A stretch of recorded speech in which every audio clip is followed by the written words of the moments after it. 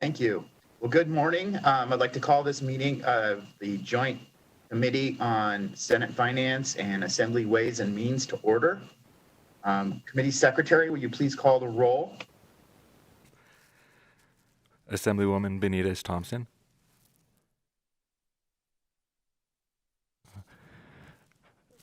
Assemblyman Frierson. Here. Assemblywoman Gorlow. Here. Assemblyman Hafen. Here. Assemblywoman Howdigi.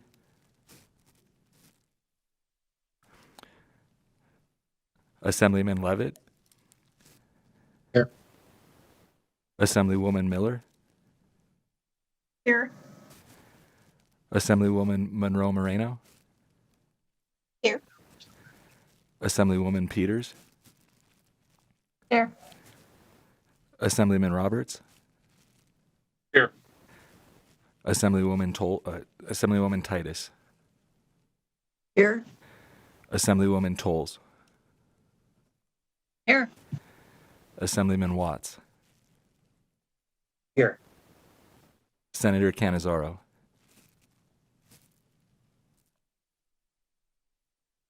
Senator Dennis. Here. Senator Dondero Loop. Here. Senator Goycochea. Here. Senator Hammond.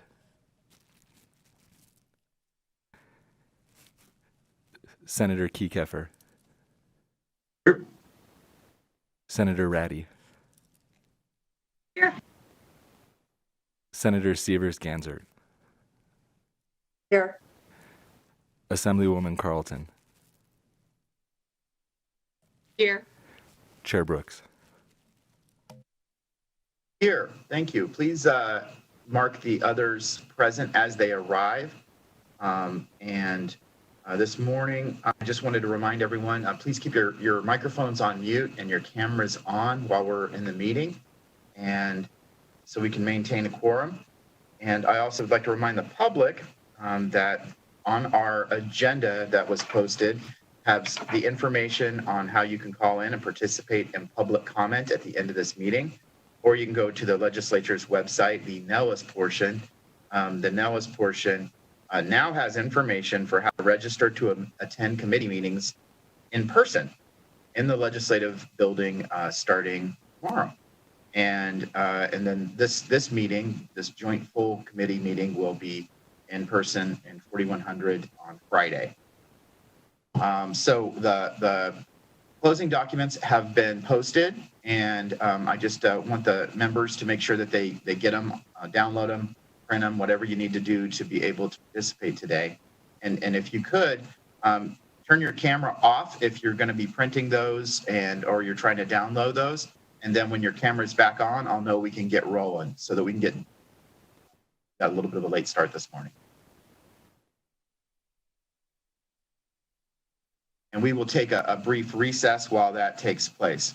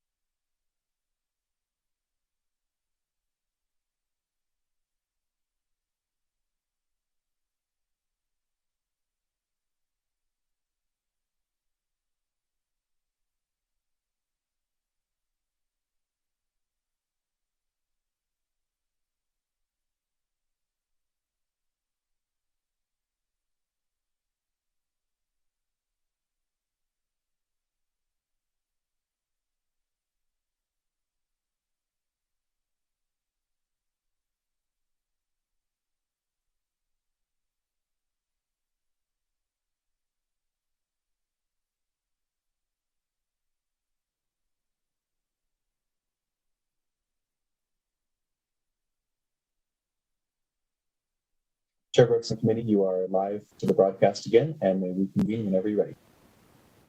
Thank you. We are back and ready to get going on our first agenda item, and it's the budget closing for the Commission on Judicial Discipline. And I believe we have Ms. Day up to begin her presentation when she's ready.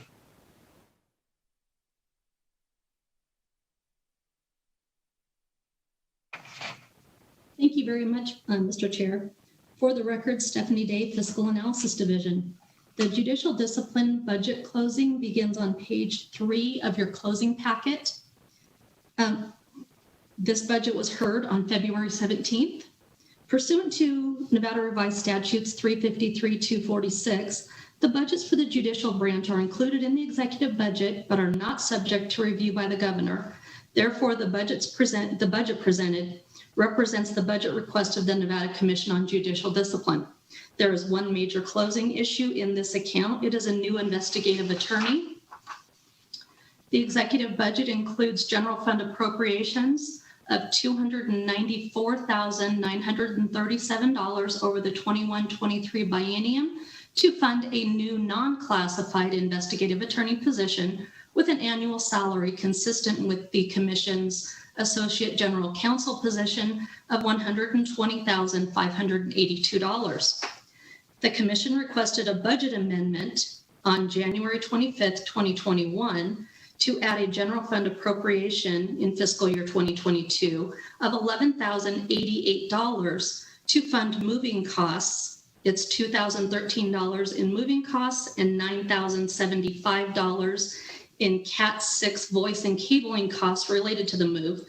Since although the recommendation in the executive budget includes additional square footage for the new staff member and meeting and conference room space, moving costs were requested by the Commission to move locations, but were inadvertently excluded from the executive budget.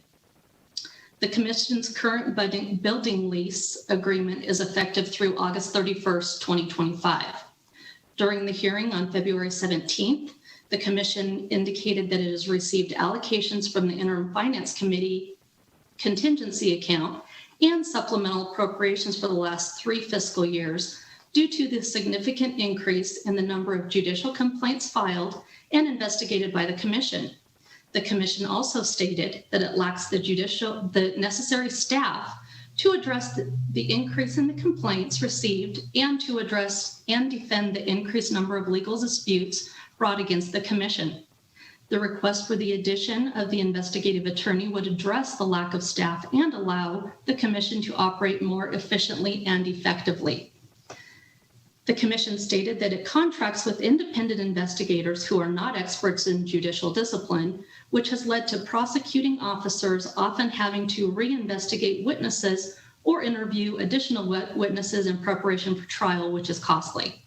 The investigative attorney would work with the contracted independent investigators and would work with on the increasing caseload by helping defend against various writs and appeals filed with the Supreme Court.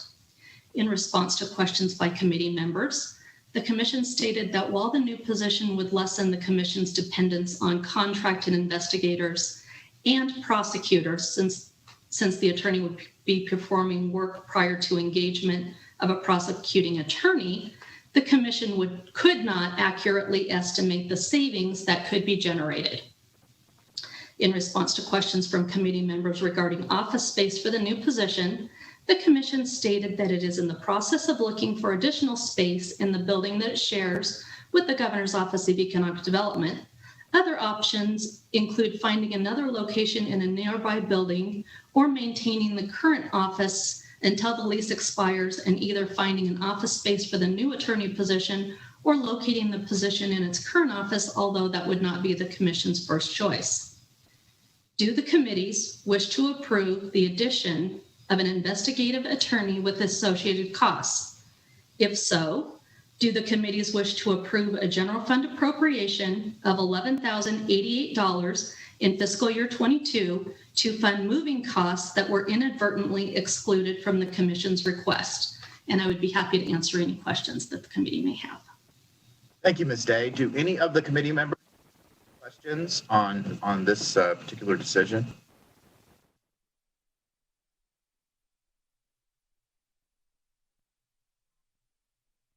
I see no questions, so I would entertain a motion. Mr. Chairman, I would move to approve the addition of an investigative attorney with associated cost, and also to approve the general fund appropriation of $11,088 in fiscal year 22 to fund moving costs that were inadvertently excluded from the commission's budget. Second, Senator Dennis. I have a motion from Chair Carlton, a second from Senator Dennis. Do I have any discussions on that motion? I do not see any discussion on the motion, so could we take a roll call vote? Assemblywoman Benitez Thompson. Assemblyman Frierson. Yes. Assemblywoman Gorlow. Yes. Assemblyman Hafen. Yes. Assemblywoman Howdigi. Yes. Assemblyman Levitt.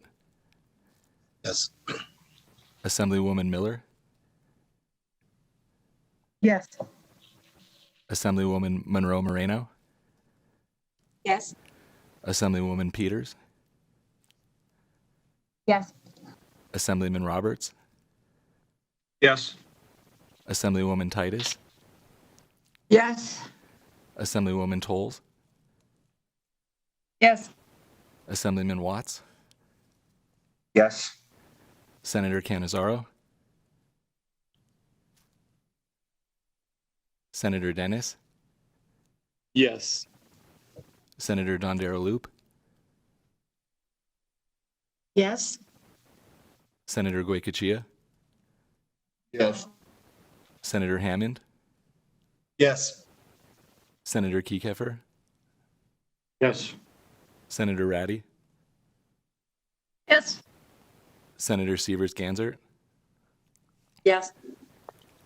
Assemblywoman Carlton. Yes. And Chair Brooks. Yes. Thank you. Motion passes. Could we move on to the other closing items? Thank you, Mr. Chair. There are two other closing items in this budget that are found in the table on page 5 of your closing packet that appear reasonable to staff. Fiscal staff recommends the other closing item adjustments be closed as recommended by the judicial branch and requests authority for staff to make technical adjustments as necessary. Fiscal staff would also like to mention that the commission did state during the hearing on February 17th that there is a possibility of a supplemental appropriation for fiscal year 2021 in this budget that could be anticipated between 40 and 50,000. But as of this time, an updated amount has not been received from the commission. And I'd be happy to answer any questions. Thank you, Ms. Day. Any questions on the other closing items? I see none. I would take a motion. Mr. Chair, I would move other closing items adjusted be closed as recommended by the judicial branch and give the staff authority to make any technical adjustments as necessary. Second. Do I have any discussion on that motion? I see none. Can we please take a roll call vote? Assemblywoman Benitez Thompson. Assemblyman Frierson. Yes. Assemblywoman Gorlow. Yes. Assemblyman Hafen. Yes. Assemblywoman Howdigi. Yes. Assemblyman Levitt. Yes. Assemblywoman Miller. Yes. Assemblywoman Monroe Moreno. Yes. Assemblywoman Peters. Yes. Assemblyman Roberts. Yes. Assemblywoman Titus. Yes. Assemblywoman Tolles. Yes. Assemblyman Watts. Yes. Senator Cannizzaro. Senator Dennis. Yes. Senator Dondero Loop. Yes. Senator Goycochea. Yes. Senator Hammond. Yes. Senator Kiekefer, Yes. Senator Ratty, Yes. Senator Severs-Gansert, Yes. Assemblywoman Carlton, Yes. Chair Brooks. Yes, and motion carries. That brings us to our next agenda item. We have the closings of the budgets for the judicial branch. There are 12 total budgets plus an overview.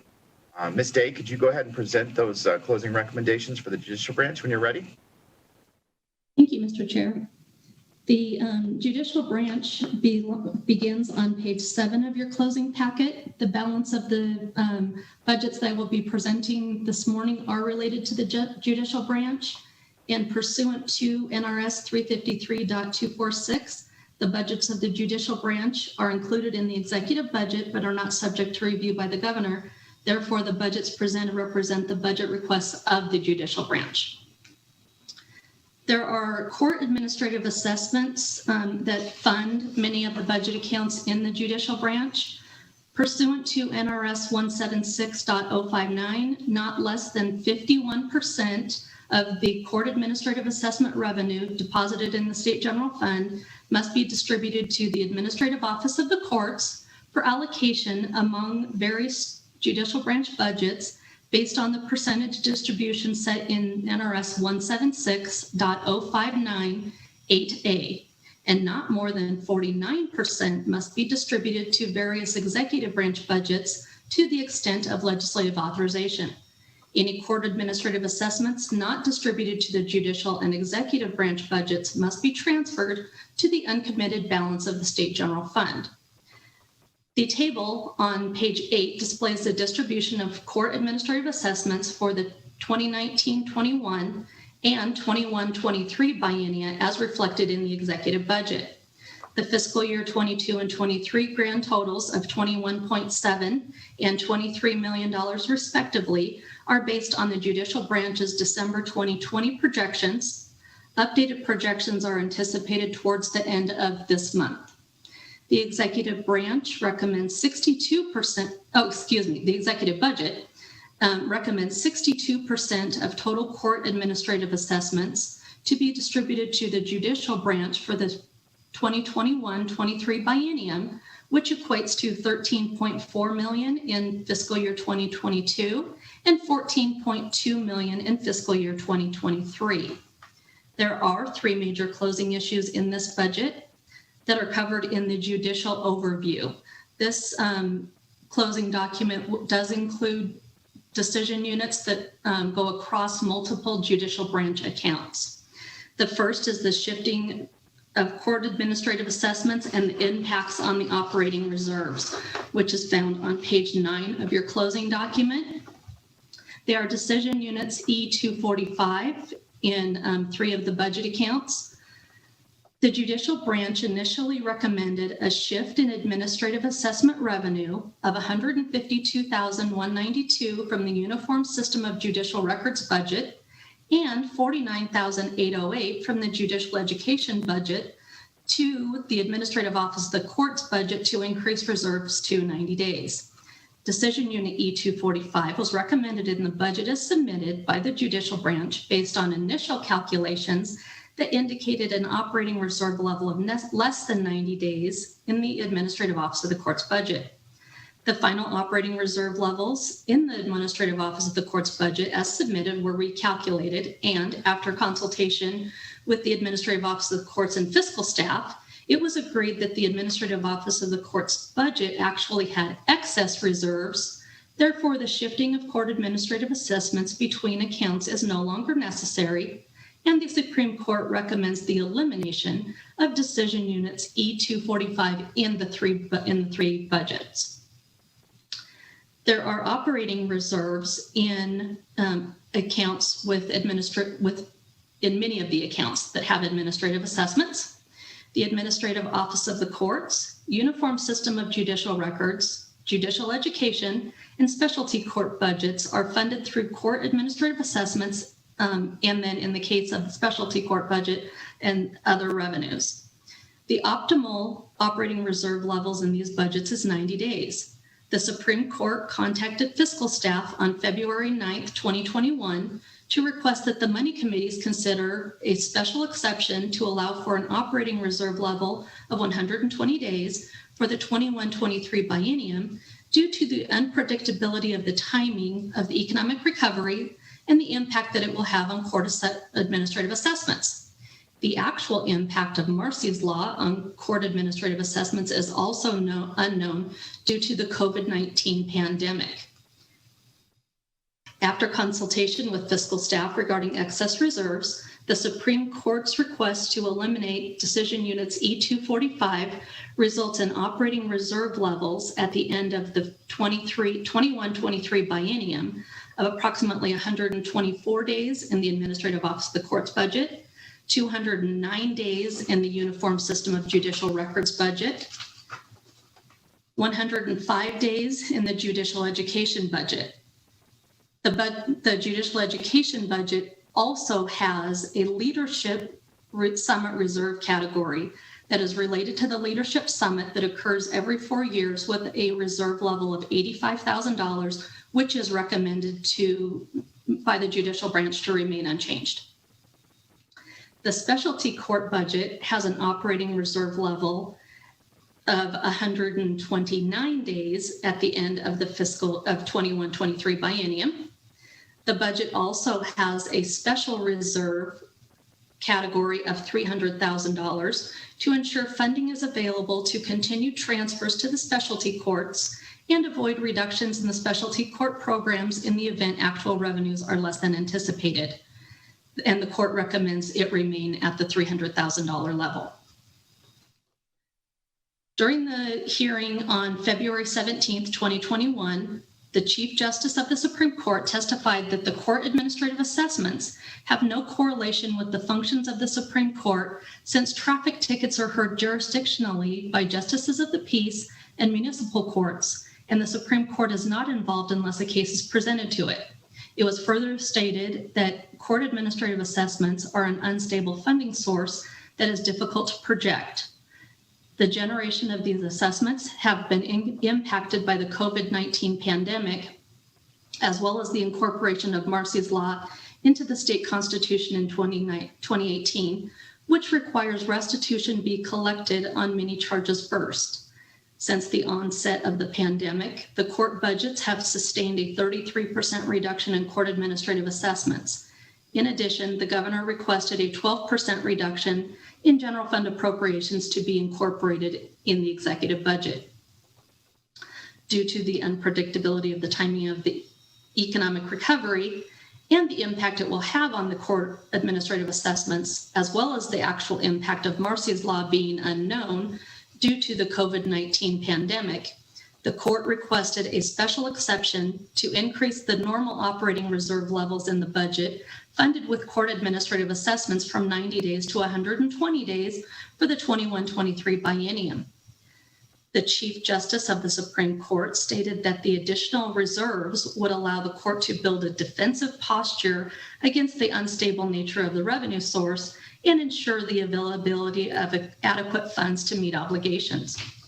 Fiscal staff would note that Bill Draft Request S 1138 would continue the current distribution of court administrative assessments in NRS 176059-8A between judicial branch budgets as recommended in the executive budget and displayed in the previous table, and that legislation expires by limitation on June 30th, 2021.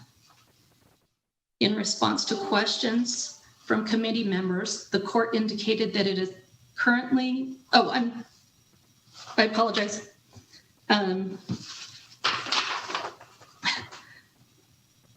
Do the courts wish to not approve Decision Unit E245 in the Administrative Office of the Courts, Uniform System of Judicial Records, and Judicial Education budgets as recommended by the judicial branch, since it has been determined that they are no longer necessary?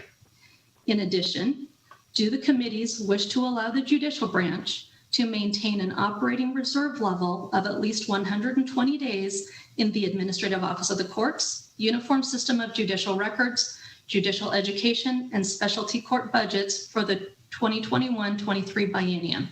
And I would be happy to answer any questions the committee may have. Thank you, Ms. Day. I'll start off with one question I have on the overview. And if we go back to just the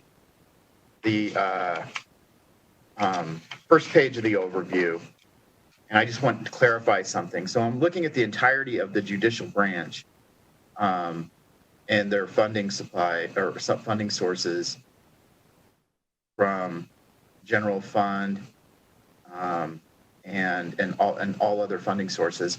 It appears as if, and just please help me understand, that from the 2019-21 legislatively approved budget pre-pandemic to the proposed budget right now, there's a 5.2% increase, and a 5% of that, it comes from general fund, or the 5% increase from general fund alone. Is that correct? Thank you, Mr. Chair. There is a 5.1% increase over the from one biennium to the next, and 5%. There's a total of 5% increase in total general fund, and which is the majority of the total amount that is the increase in that those total funding sources. Yes, you are correct. Thank you. I appreciate that. Do any of the members have any questions on this particular decision that we walked through so far? If I may, Mr. Chairman, just more of a clarifying question. Please, Chair Carlton. And thank you. And, for a number of years, the Justice and I have had a number of conversations about living off of assessments. And I think it's truly shined a light on it this last time around with the pandemic, that if we're going to fund our court system, we gradually need to get away from living off the assessments, because if everybody obeyed the law, we couldn't run our court system. So living off of the bad guys in such a way sometimes can cause budget issues. And I think this is a perfect example of it here, because of how things happened through the pandemic. We saw a huge drop in those assessments. So now we've got to, and that's where I believe the conversation about the 120 days, just in case there's another issue in the future, to make sure the courts have the dollars to do their jobs efficiently. So we've gradually moved away from it over the last couple of bienniums, bit by bit, trying to address different components of the court, and I hope that work continues into the future. And I have no issues with the 120 days, not knowing for sure exactly where the court system is going to be a year from now. We want to make sure that they have the resources that they need to operate. So I typically wouldn't be good with 120, but in this particular case, I think it's the best path forward. Thank you, Chair Carlton. Do any Senator Kiekefer, do you have a question? Yeah, thank you, Mr. Chairman. So, Ms. Day, in the estimates that you provided for some of these budgets, though, on pages 9 and 10, I mean, some of these are significant, excess of 120 days, right? The uniform system of judicial records would be averaging 208 days. So I know the 120 days phrased as a minimum. So is there any restriction on how high it can go? Thank you, Chair Brooks. Through you to Senator Kiekefer. It could be up to the committees on the level of the reserves for each of those budgets. If the committees chose to have the reserve level set, as an example, exactly 120 days, staff could shift some of the administrative assessments around between budgets to ensure that occurred. To answer your question, Senator Kiekefer, there is no restriction in any of these budgets for a higher reserve level unless the committees chose to put that in place. I appreciate that. Mr. Chairman, I think that it makes sense to provide some additional flexibility considering everything that we've talked about. But just to make sure we're clear, like the 120 days is not a hard, fast rule, and we're already budgeting some far in excess of that. Thank you.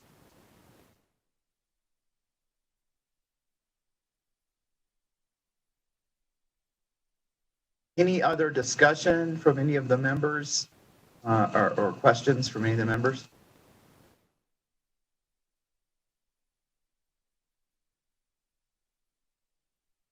And so I again want to clarify when I'm looking at this that there was in the governor's requested budget, although I understand the judicial budget separate, there was a request for a 12% decrease in general fund appropriations, and instead we have a 5% increase in general fund appropriations. Is that correct? Just want to clarify that. Thank you, Mr. Chair. For the record, Stephanie Day, Fiscal Analysis Division.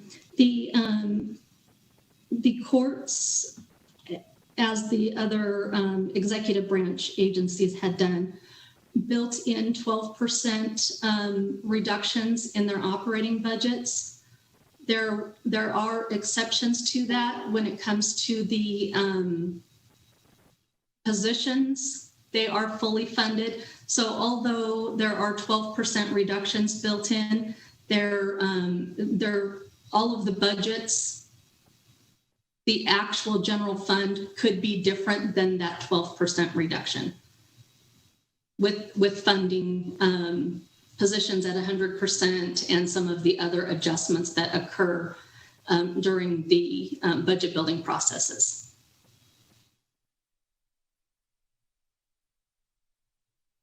Now I'm confused. So if their gross budget, all funding sources in consideration grew 5.2%, and the general fund appropriation grew by 5%. Did they like grow 25% and then cut 12% to end up growing 5%? Is that I'm having a hard time understanding. If there was a request to reduce general fund appropriations by 12%, yet we are increasing general fund appropriations by 5%, that just doesn't correlate. Now, I'm not saying that there aren't valid reasons why that budget was built the way it is and the need is what it is. I just want to make sure I'm operating from the correct set of facts.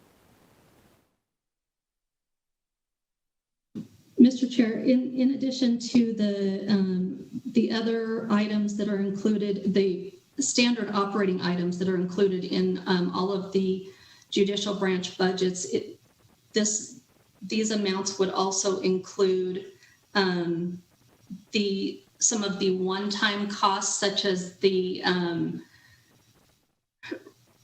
of the IT projects that are included in the decision units. So there are a lot of one-time costs that could be included in that 5% increase, in addition to those ongoing appropriations. Okay, so they cut their operating expenses by 12%, but then there were several, and we saw when they presented their budget, several one-time costs associated with this budget that built that gross number up to what it is today. Yes, Mr. Chair, that is correct. Thank you. Thank you, Ned. Thank you for explaining that for me. Thank you for walking with me through that process. In addition, when it comes to the judicial branch budget, with the reduction in the administrative assessments, Stephanie Day for the record. With the reduction in administrative assessments, there would be corresponding increases to the general fund to be able to fund those budgets. Thank you, Ms. Day. Any of the committee members have any questions on this decision? Mr. Chairman, if I could ask one brief question, and I don't want to open up another can of worms. This is purely to Please do. put it on the record. Did the Supreme Court take furloughs? Ms. Day? Mr. Chair, through you to Assemblywoman Carlton. For the record, Stephanie Day, Fiscal Analysis Division. It is my understanding that the Supreme Court is taking furloughs. The Chief Justice is available on the Zoom if you would like confirmation from the judicial branch. I believe that's fine. Thank you very much. I think we're good. It's just a matter of, because they're in a different world, just making sure that we have that on the record. I don't want folks to think that they have not. So you had said something earlier about fully funding positions. So I just wanted to make sure that we clarified that. So thank you very much. Thank you, Mr. Chairman. Thank you. So I see no other questions or discussion, and so I would entertain a motion on this last decision. And thank you, Mr. Chairman. I'd be happy to try and make that motion because it's kind of different than what we normally do, because I would move that we not approve Decision Unit E 245 in the Administrative Office of the Court's Uniform System of Judicial Records and Judicial Education budgets as recommended by the judicial branch, since it has been determined that they're no longer necessary, and also allow the judicial branch to maintain an operating reserve level of at least 120 days in the Administrative Office of the Court's Uniform System of Judicial Records, Judicial Education, and Specialty Court budgets for the 21-23 biennium. Second. Thank you. I have a motion and a second. Do I have any discussion on that motion?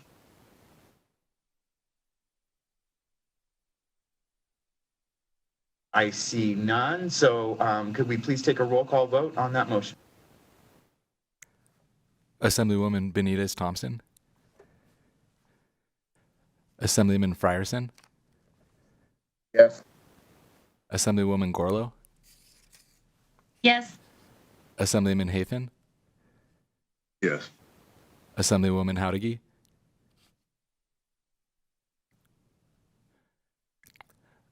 Assemblyman Levitt. Yes. Assemblywoman Miller. Yes. Assemblywoman Monroe Moreno. Yes. Assemblywoman Peters. Yes. Assemblyman Roberts. Yes. Assemblywoman Titus. Yes. Assemblywoman Tolles.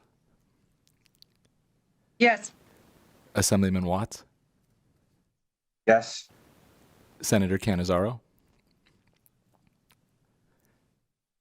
Yes. Senator Dennis. Yes. Senator Don Darrell-Loop. Yes. Senator Goycochea. Yes. Senator Hammond. Yes. Senator Kiekefer. Yes. Senator Ratty. Yes. Senator Sievers Ganzert. Yes. Assemblywoman Carlton. Yeah. Chair Brooks. Yes, and so that motion passes. Thank you. Ms. Day, can we go on to the next? Thank you, Mr. Chair. For the record, Stephanie Day, Fiscal Analysis Division. On page 11 of your closing packet is the second major closing issue in the judicial overview closing document. It is the Multi-County Integrated Justice Information System, which is also known as MGIJIS.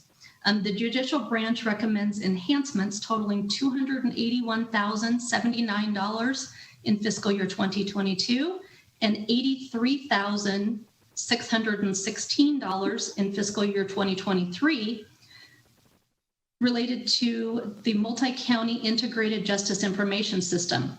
The overall goal of the system is to increase efficiency by electronically transferring necessary data between agencies in the justice arena that were previously transmitted via paper.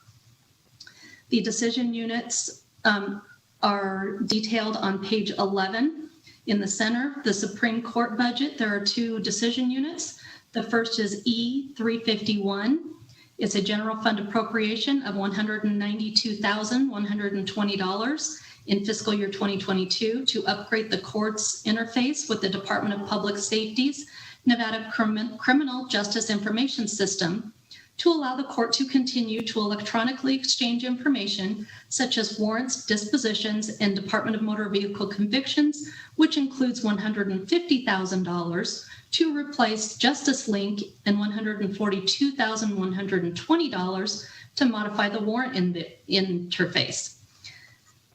Also in the Supreme Court budget is Decision Unit E352, which is general fund appropriations of $60,450 in each fiscal year of the 21-23 biennium to add an additional document type to the multi-county integrated justice information system to allow for the electronic transmittal of temporary protective orders that are currently sent to the Department of Public Safety on paper. There are 2 decision units related to the Uniform System of Judicial Records budget, E228, request reductions to reserves of $23,168 in fiscal year 2023 for a load balancer, which will be used to enhance the system broker software since there is a single point of failure with the current environment and the case management system for the trial courts, also known as JWorks. That project, due to the increasing number of courts using the system. And E229 is reductions to reserves of $28,509 in fiscal year 2022 to add capability for additional justice partners to send new warrants and warrant clears electronically through the system to the Department of Public Safety. Fiscal staff would note that the court requested the ability to balance forward any funds remaining at the end of fiscal year 2022 to fiscal year 2023 for the multi-county integrated justice information system projects in the Supreme Court budget to ensure the completion of the projects. According to the court, the solution would provide I am so sorry. In response to questions from committee members, the court indicated that it is currently the system, multi-county integrated justice information system, is currently used by 80 different entities, including courts, law enforcement agencies, and other justice partners, and the court expects the number of users to greatly increase in the future. No user transaction fees are charged to the entities for the use of the system. Do the committees wish to approve total funding of $281,079 in fiscal year 2022 and $83,618 in fiscal year 2023 for changes to the multi-county integrated justice information system as recommended by the judicial branch? If so, fiscal staff suggests back language in the Appropriations Act to allow the judicial branch the ability to balance forward general fund appropriations in the Supreme Court budget for decision units E351 and E352 remaining at the end of fiscal year 2022 to fiscal year 2023 to ensure the completion of the projects, and I would be happy to answer any questions. Thank you, Ms. Day. I appreciate that. Do any of the committee members have any questions on this particular budget items or this decision? Mr. Chair, I have a question. Please go ahead. Thank you. So in talking to the central repository before, I know they send and receive information via fax. So would this take care of some of the criminal records that need to be transmitted, specifically domestic violence, felonies, mental health adjudication, so that they would be transferred electronically? Thank you, Mr. Chair. Through you to Senator Severs-Gansert. The request in decision unit E351 is related to the Department of Public Safety's Nevada Criminal Justice Information System that will include warrants, dispositions, and DMV convictions to be transmitted electronically. And then also the decision unit related to the temporary protective orders. I believe that would assist in what you are asking about. I do not know what other effects could be could be realized. Thank you. The brief description looks like it. I just wanted to double check because I do know that they're transmitting information via fax. Thank you. That actually might be a good, if we could have someone from the judicial branch maybe clarify that for you, just so we know what these decision units would affect. Good morning, Rick Stephanie for the Supreme Court. Yes, what we're trying to ask for is to upgrade all those interfaces to be able to accept those documents and send them over to the repository. As many of you probably know, the repository DPS is upgrading their Justice Link system, and this is necessary to continue that transfer of data. It's all part of the NCGIS modernization plan. Thank you. That's very helpful because the system has been very outdated, so I appreciate the investment. Thank you. Thank you. Thank you, Senator Severs-Gansert, and thank you for the response. Do we have any other questions from any of the committee members? All right, I see none. Mr. Chair, I believe you went mute. Okay, at least once it happened. Thank you. Yeah, so I don't see any other questions from the committee, so I would be ready to take a motion. So with that, Mr. Chairman, if I may, I would move to approve total funding of $281,079 in fiscal year 2022 and $83,618 in fiscal year 23 for changes to the multi-county integrated justice information system as recommended. 65 on page 12 of your closing packet. The Judicial Branch recommends general fund appropriations of $67,644 and $1,671 in fiscal year 2022 for a remote desktop server solution to allow for secure remote access to the courts. This impacts the budgets of the Supreme Court, Judicial Programs and Services Division, Uniform System of Judicial Records, Judicial Education, and Specialty Court, which are detailed on the table on page 12.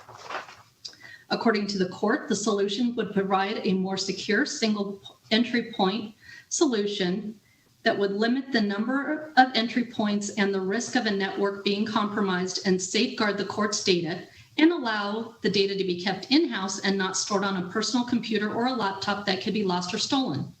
In response to questions from the committees, the court stated that a pilot program was implemented prior to the COVID-19 pandemic. Therefore, if the remote desktop server solution is approved, the court could move very quickly beginning in fiscal year 2021 and would hope to have the solution operational within 3 to 4 months. Do the committees wish to approve general fund appropriations of $67,644 and reserve reductions of $24,671 in fiscal year 2022 for a remote desktop server solution as recommended by the Judicial Branch? And I'd be happy to answer any questions. Thank you, Ms. Day. Appreciate that. Does the committee have any questions? Seeing none, I would entertain a motion. Mr. Chairman, if I may, in order to just do a one roll call vote, if you would allow us to have Ms. Day go over the other closing items, and then I would be happy to make one comprehensive motion to save on one roll call vote, if with your permission. I appreciate that. And Ms. Day, if you wanted to go over the other closing items, and then we can make one motion that encompasses both of these. Thank you, Mr. Chair. Their other closing items are on page 13 of your closing packet.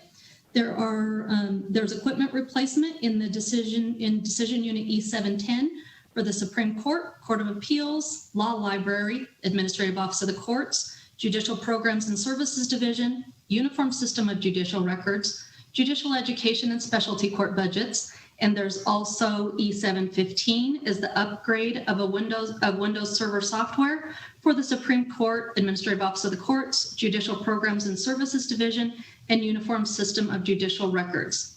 Fiscal staff recommends the other closing items related to decision units E710 and E715 provided for the Supreme Court of Appeals, Law Library, Administrative Office of the Courts, Judicial Programs and Services Division, Uniform System of Judicial Records, Judicial Education, and Specialty Court budgets be closed as recommended by the Judicial Branch and request authority for staff to make other technical adjustments as necessary. Staff would also like to mention that there are one-shot appropriations and authorizations on page 14 of your closing document. And during the February 17th, 2021 budget hearing, the court stated that it should know by May 2021 if the $1.3 million general fund one-shot appropriation in fiscal year 2021 for the statewide case management system in the trial courts would be needed. Thank you. Thank you, Ms. Day. Any questions from the committee on those other closing items? I see none, so I would like a motion for the other closing items and the decisions before.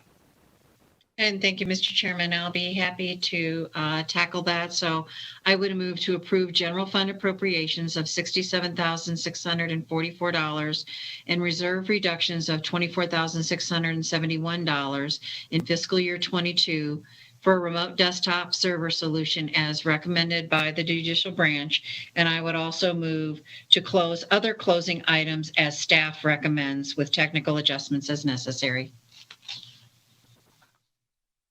Second. I have a motion from Chair Carlton, a second from Senator Dennis. Do I have any discussion on those motions? All right, see none. So if we could take a roll call vote.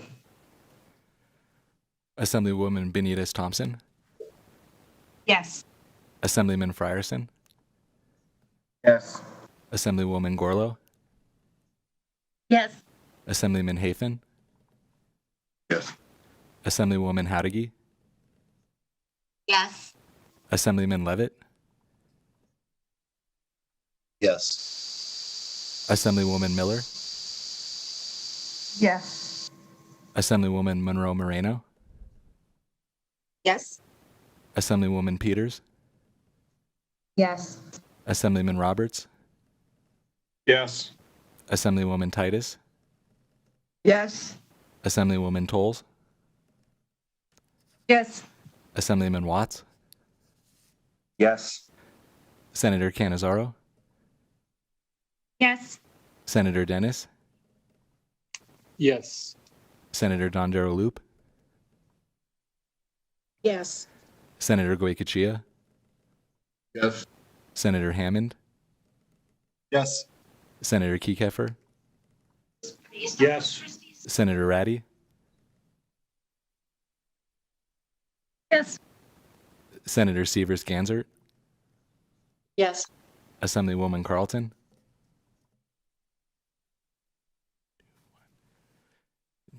Chair Brooks. Yes, and thank you. The motion passes, and we can move on to, excuse me, the Supreme Court. Ms. Day? Thank you, Mr. Chair. The Supreme Court budget begins on page 15 of your closing packet. During the hearing on February 17th, the Chief Justice of the Supreme Court indicated that the COVID-19 pandemic has had an impact on all courts statewide.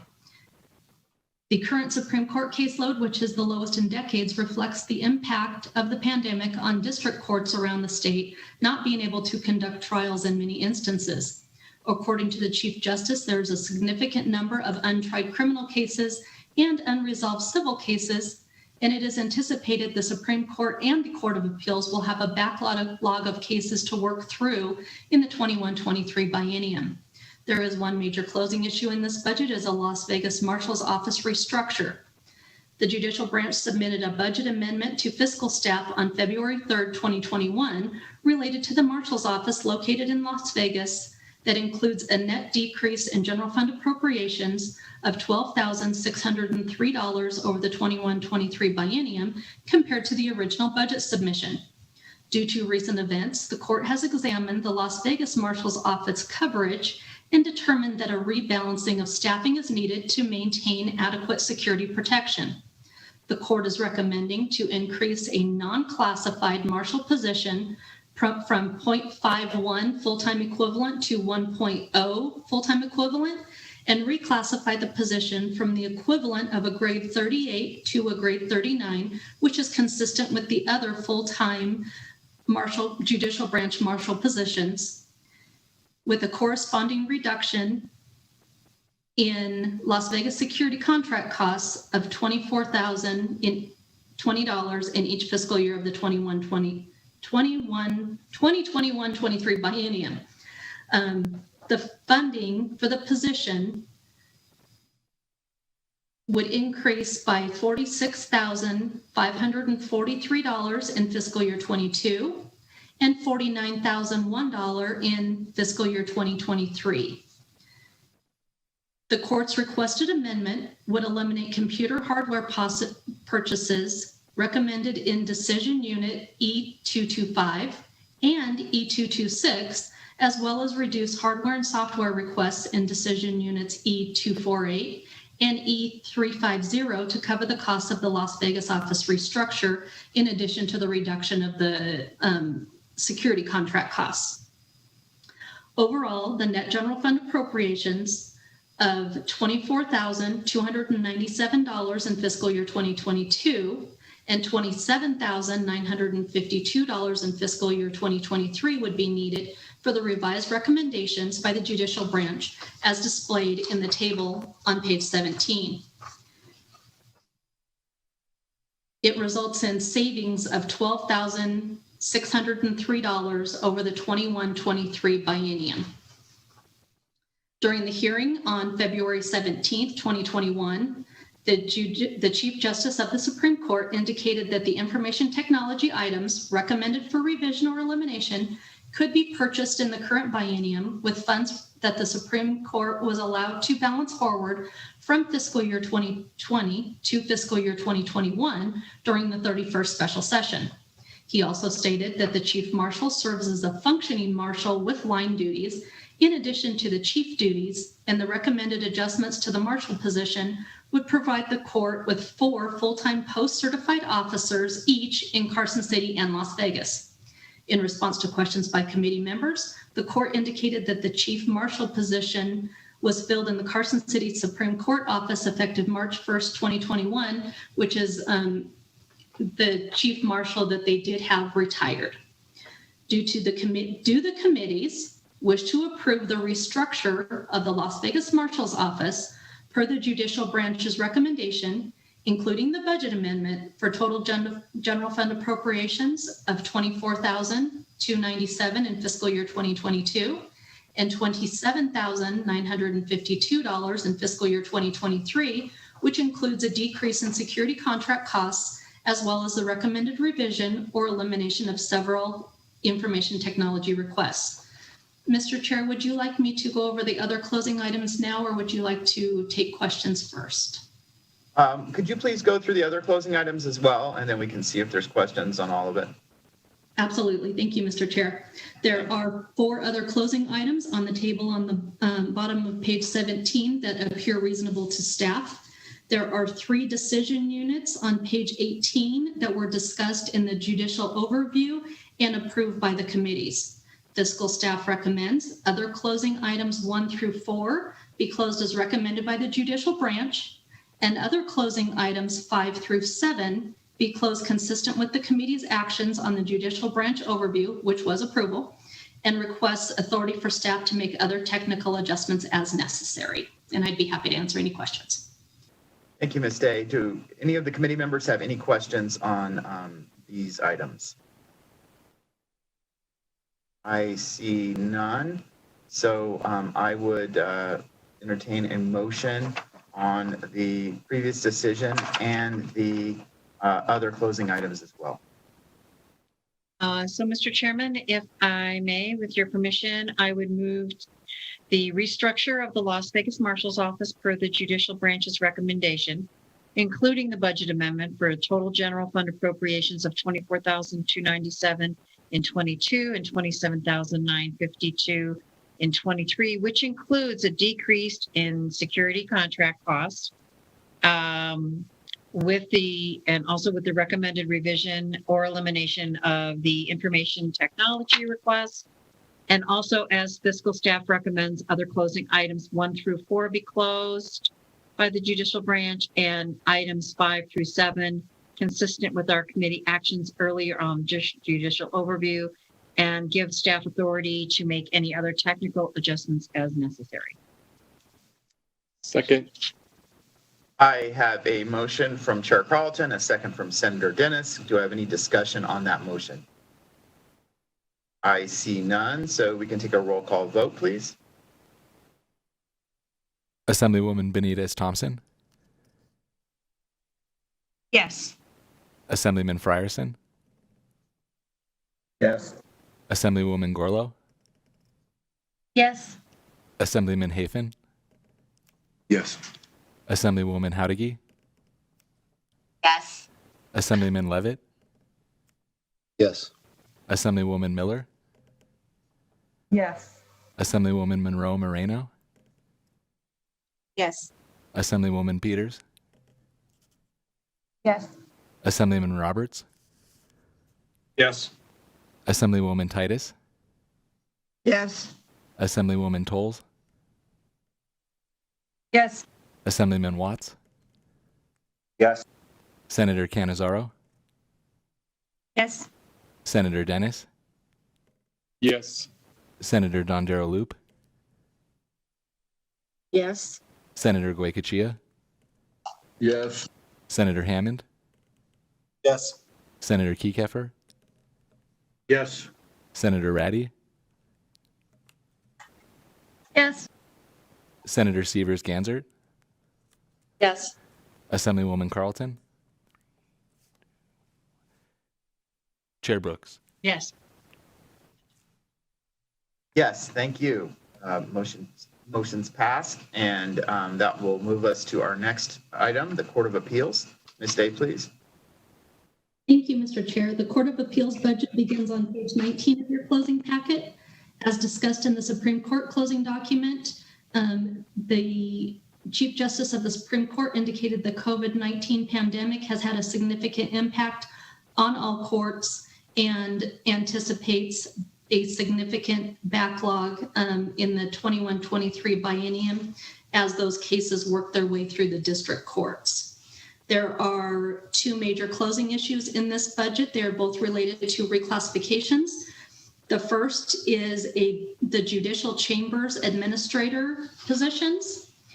The executive budget includes general fund appropriations of $11,495 in fiscal year 2022 and $21,246 in 2023, as recommended by the judicial branch to allow for an increase in the pay level of judicial chamber administrator positions with commensurate increase in job requirements to allow for the positions to perform judicial chambers related legal work. During the hearing on February 17th, the Chief Justice of the Supreme Court indicated that the purpose of the Court of Appeals is to engage in the resolution of error correction cases and is a high volume court, and many of the cases present legal issues that will not produce precedent. When it was created in 2014, the court anticipated that the appropriate staffing structure for each of the three judges would be consistent with the Supreme Court, with 2 law clerks and a judicial chambers administrator, which is akin to a paralegal. Since that time, the court has determined that the chamber staffing for the Supreme Court is different than the Court of Appeals, which has a greater need for staff attorneys than judicial chambers assistants, which are akin to paralegals. Therefore, the appropriate staffing structure for each of the 3 judges would be 2 law clerks and a staff attorney. According to the Court of Appeals has been resolving more than 1,000 cases per year. The model is productive because the use of central staff lawyers to support the judges in their decision process. The work that is proposed for the reclassified positions is currently being completed by law clerks, and both criminal and civil staff attorneys who support the Court of Appeals, since the current incumbents in the judicial chamber's administrator positions are not allowed to work at a class. One of the current incumbents is a licensed attorney who is working at a judicial chamber's administrative salary, and the other two incumbents are not licensed attorneys.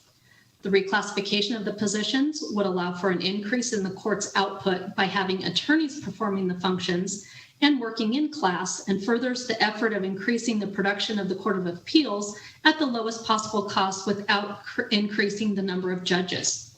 The reclassification of the positions is anticipated to result in 2 layoffs.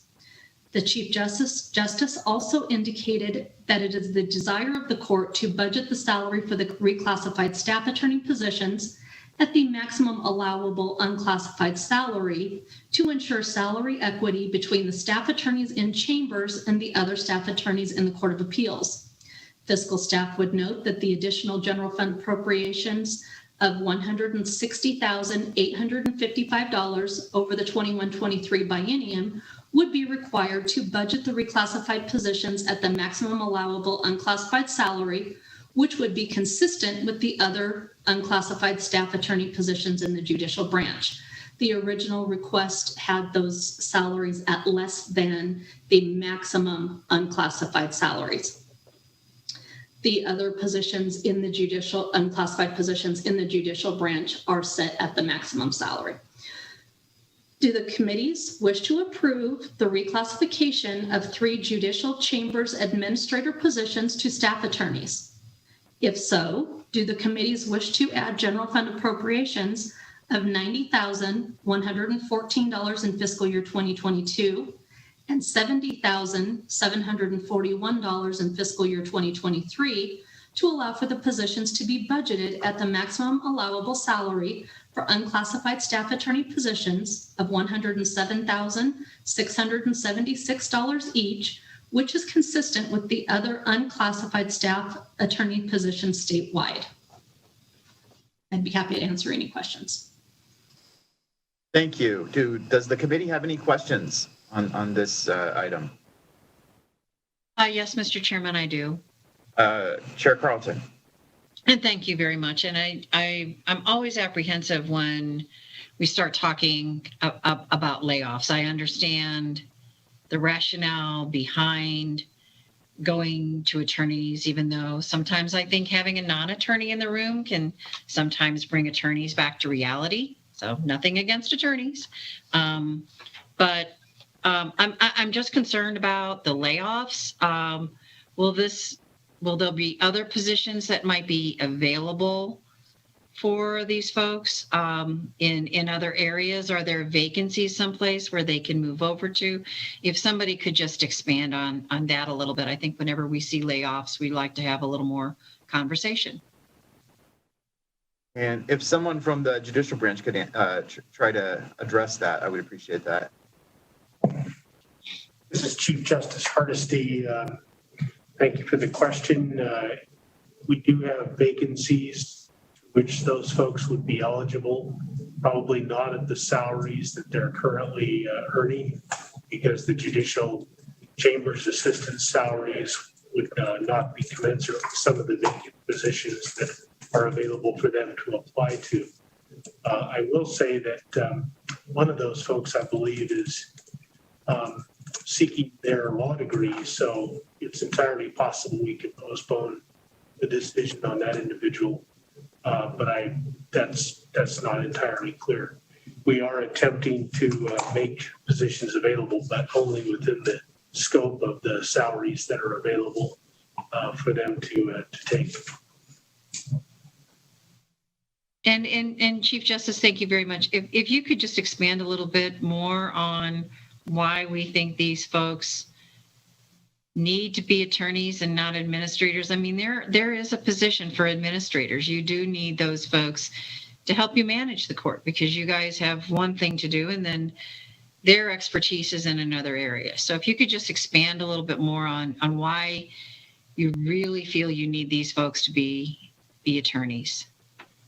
Yes, it has to do with the role, Chief Carlton, this is Chief Justice Hardesty. Chairman Carlton, the role of the Judicial Chamber's assistant is a combination of paralegal and secretarial.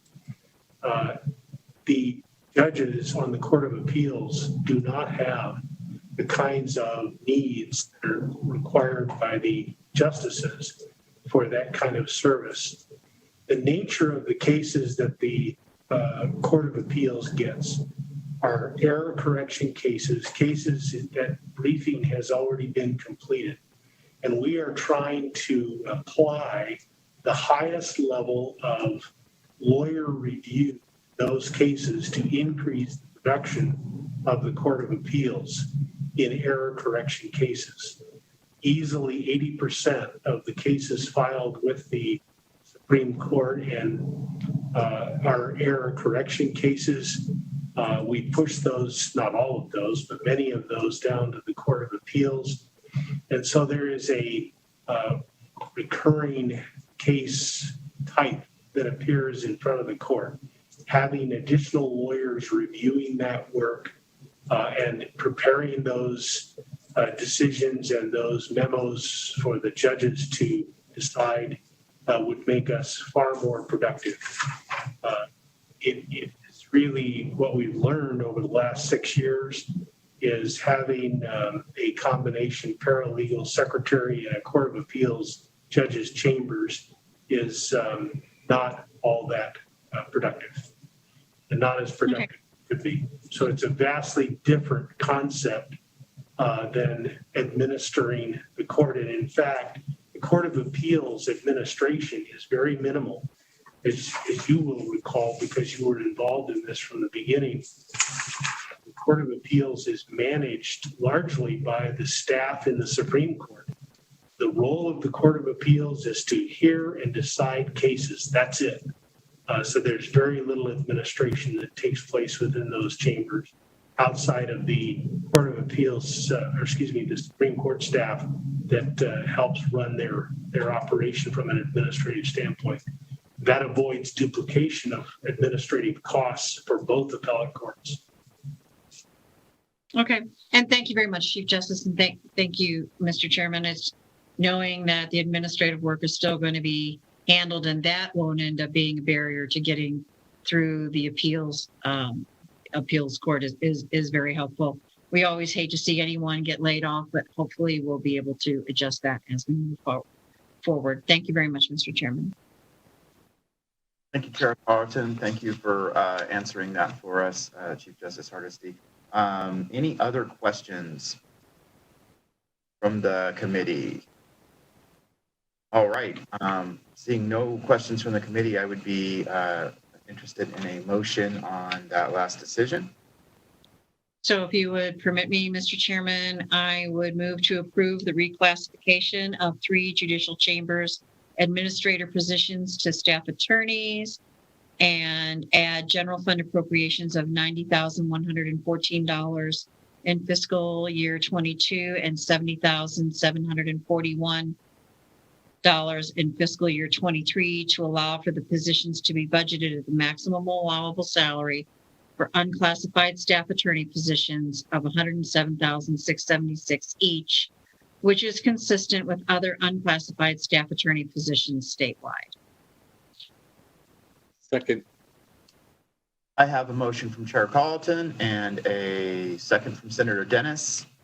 Do any of the committee members have any questions on that motion?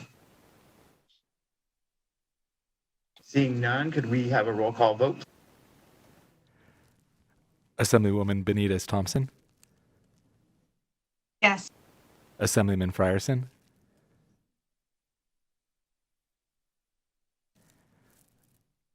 Assemblywoman Gorlow, Yes.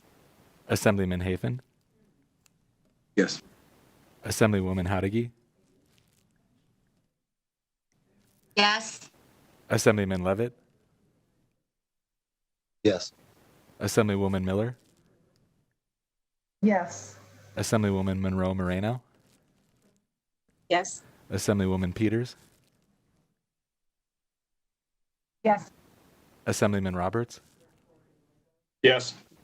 Assemblywoman Titus, Yes. Assemblywoman Tolles, Yes. Assemblyman Watts, Yes. Senator Cannizzaro, Yes. Senator Dennis, Yes. Senator Dondero Loop, Yes. Senator Goycochea, Yes. Senator Hammond, Yes. Senator Kiekefer, Yes. Senator Ratty, Yes. Senator Severs Ganzert, Yes. Assemblywoman Carlton,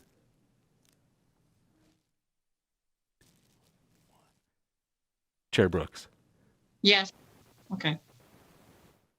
And yes, and that motion passes. Thank you very much. So if we could move on to the next item, Ms. Day. Thank you, Mr. Chairman. For the record, Stephanie Day, Fiscal Analysis Division. On page 21 of your closing packet is the other major closing issue in this budget. It is supervisory staff attorney reclassification, which is decision unit E239. The executive budget includes general fund appropriations of $14,094 in each fiscal year of the 21-23 biennium, as recommended by the Judicial Branch to allow for the reclassification of an unclassified supervisory staff attorney with an annual salary of $120,344 to a non-classified supervisory staff attorney, annual salary $132,442 to create an additional level of supervision among current staff while avoiding the creation of a new position. According to the Court of Appeals, the recommended change would allow for the Court of Appeals central staff organization to more closely resemble that of the Supreme Court's central legal staff and allow for better coordination of efforts by creating one unified central Court of Appeals legal staff instead of two separate staff. In response to questions by committee members during the hearing on February 17th, regarding the benefits anticipated from the additional level of supervision, the Chief Justice of the Supreme Court indicated that an attorney with more experience would be supervising other staff attorneys to provide new lawyers with more guidance. Do the committees wish to approve general fund appropriations of $14,094 in each fiscal year of the 21-23 biennium for the reclassification of an unclassified supervisory staff attorney to a non-classified supervisory staff attorney 2. Also on page 22 of your closing packet are the other closing items. There were 2 decision units that were discussed in the judicial overview and approved by the committees.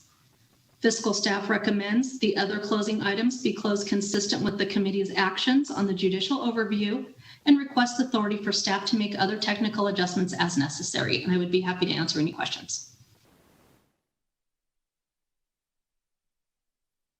Great, thank you. Thank you for covering those items as well. Do any of the committee members have any questions on this decision or those items? Senator Kiekefer, did I see you raise your hand or? No. Sorry. Does not appear as if we have any, so I would be interested in a motion on both. And if I may, Mr. Chairman, I would move to approve general fund appropriations of $14,094 in each year of the 21-23 biennium for the reclassification of an unclassified supervisory staff attorney to a non-classified supervisory staff attorney number 2. And I would also move that other items be closed as staff recommends, consistent with the committee's actions, with allowing them to make technical adjustments as necessary. Second. I have a motion from Chair Carlton, a second from Senator Dennis. Do I have any discussions on that motion? I see none. So could we please have a roll call vote? Assemblywoman Benitez Thompson, Yes. Assemblyman Frierson, Yes. Assemblywoman Gorlow, Yes. Assemblyman Hafen, Yes. Assemblywoman Howdigi, Yes. Assemblyman Levitt, Yes. Assemblywoman Miller, Yes. Assemblywoman Monroe Moreno, Yes. Assemblywoman Peters, Yes. Assemblyman Roberts, Yes. Assemblywoman Titus, Yes. Yes. Assemblywoman Tolles, Yes. Assemblyman Watts, Yes. Senator Cannizzaro, Yes. Senator Dennis, Yes. Senator Don Darrell-Loop, Yes. Senator Goycochea, Yes. Senator Hammond, Yes. Senator Kiekefer, Yes. Senator Ratty,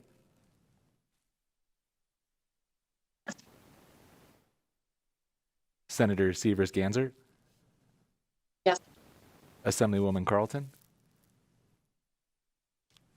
Yes. Chair Brooks. Yes, motion passes. Thank you. And we will move on to our law library budget. Ms. Day, could you please present that one? Thank you, Mr. Chairman. The law library budget begins on page 23 of your closing packet. There are no major closing issues in this budget. There is one other closing item that appears reasonable to staff for the upgrade of 2 librarian positions. There are also 2 decision units that were discussed in the judicial overview and approved by the committees. Fiscal staff recommends other closing item 1 be closed as recommended by the judicial branch, and other closing items 2 and 3 be closed consistent with the committee's actions on the judicial overview, which was approval, and requests authority for staff to make other technical adjustments as necessary. Thank you. Thank you. Any questions on that, the committee? Seeing no questions, take a motion. So with that, Mr. Chairman, I would move other closing items 1 be closed as recommended by the judicial branch, and other closing items number 2 and 3 be closed consistent with our committee actions on the judicial overview, and give staff authority to make any technical adjustments as necessary. Second. I have a motion from Chair Carlton, a second from Senator Dennis. Any discussion on that motion? I see no discussion on that motion from the committee, so I will take a roll call. Assemblywoman Benitez Thompson, Yes. Assemblyman Frierson, Yes. Assemblywoman Gorlow, Yes. Assemblyman Hafen, Yes. Assemblywoman Howdigi, Yes.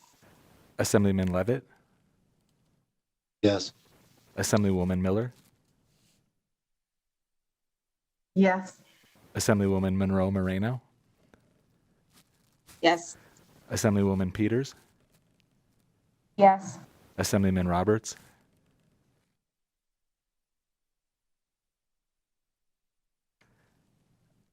Assemblywoman Titus, Yes. Assemblywoman Tolles, Yes. Assemblyman Watts, Yes. Senator Cannizzaro, Yes. Senator Dennis, Yes. Senator Don Darrell-Loop, Yes. Senator Goycochea, Yes. Senator Hammond, Yes. Senator Kiekefer, Yes. Senator Ratty, Yes.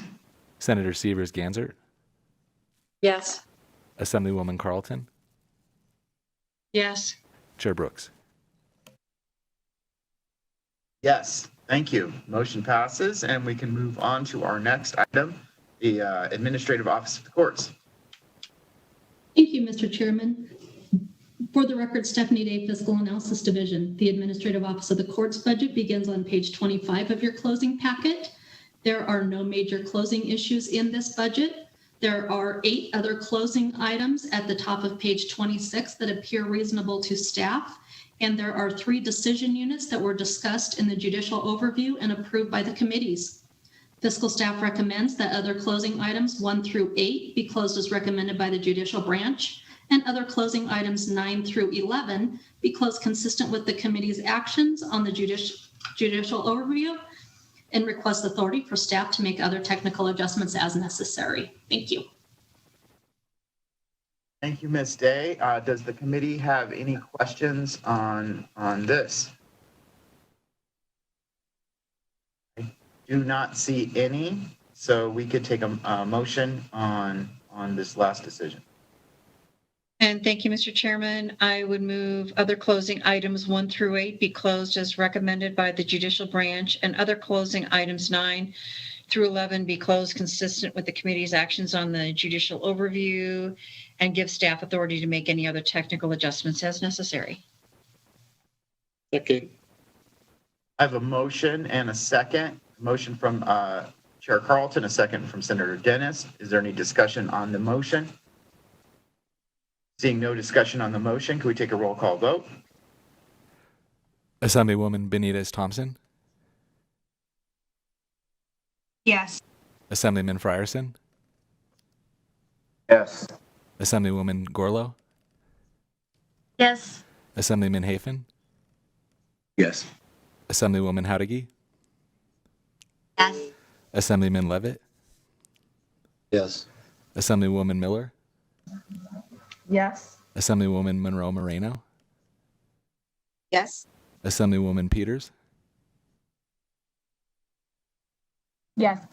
Assemblyman Roberts, Yes. Assemblywoman Titus, Yes. Assemblywoman Tolles, Yes. Assemblyman Watts, Yes. Senator Cannizzaro, Yes. Senator Dennis, Yes. Senator Dondero-Loop, Yes. Senator Goycochea, Yes. Senator Hammond, Yes. Senator Kiekefer, Yes. Senator Ratty, Yes. Senator Severs-Gansert, Yes. Assemblywoman Carlton, Yes. Chair Brooks. Yes, motion passes. Thank you. So we can move on to our next item, Uniform System of Judicial Records. Ms. Day, could you please walk us through that one? Thank you, Mr. Chairman. The Uniform System of Judicial Records begins on page 27 of your closing packet. There are no major closing issues in this budget. There are 4 other closing items at the top of page 28 that appear reasonable to staff. And there are 4 decision units that were discussed in the judicial overview and approved by the committees.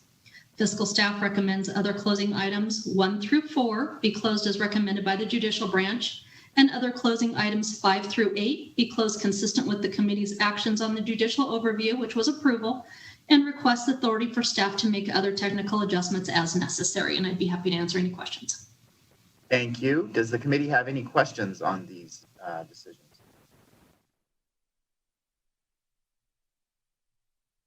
I see no questions, so we could take a motion. Okay. With that, Mr. Chairman, I would move other closing items 1 through 4 be closed as recommended by the judicial branch, and other closing items 5 through 8 be closed consistent with the committee's previous action on the judicial overview, and give the staff authority to make any other technical adjustments as necessary.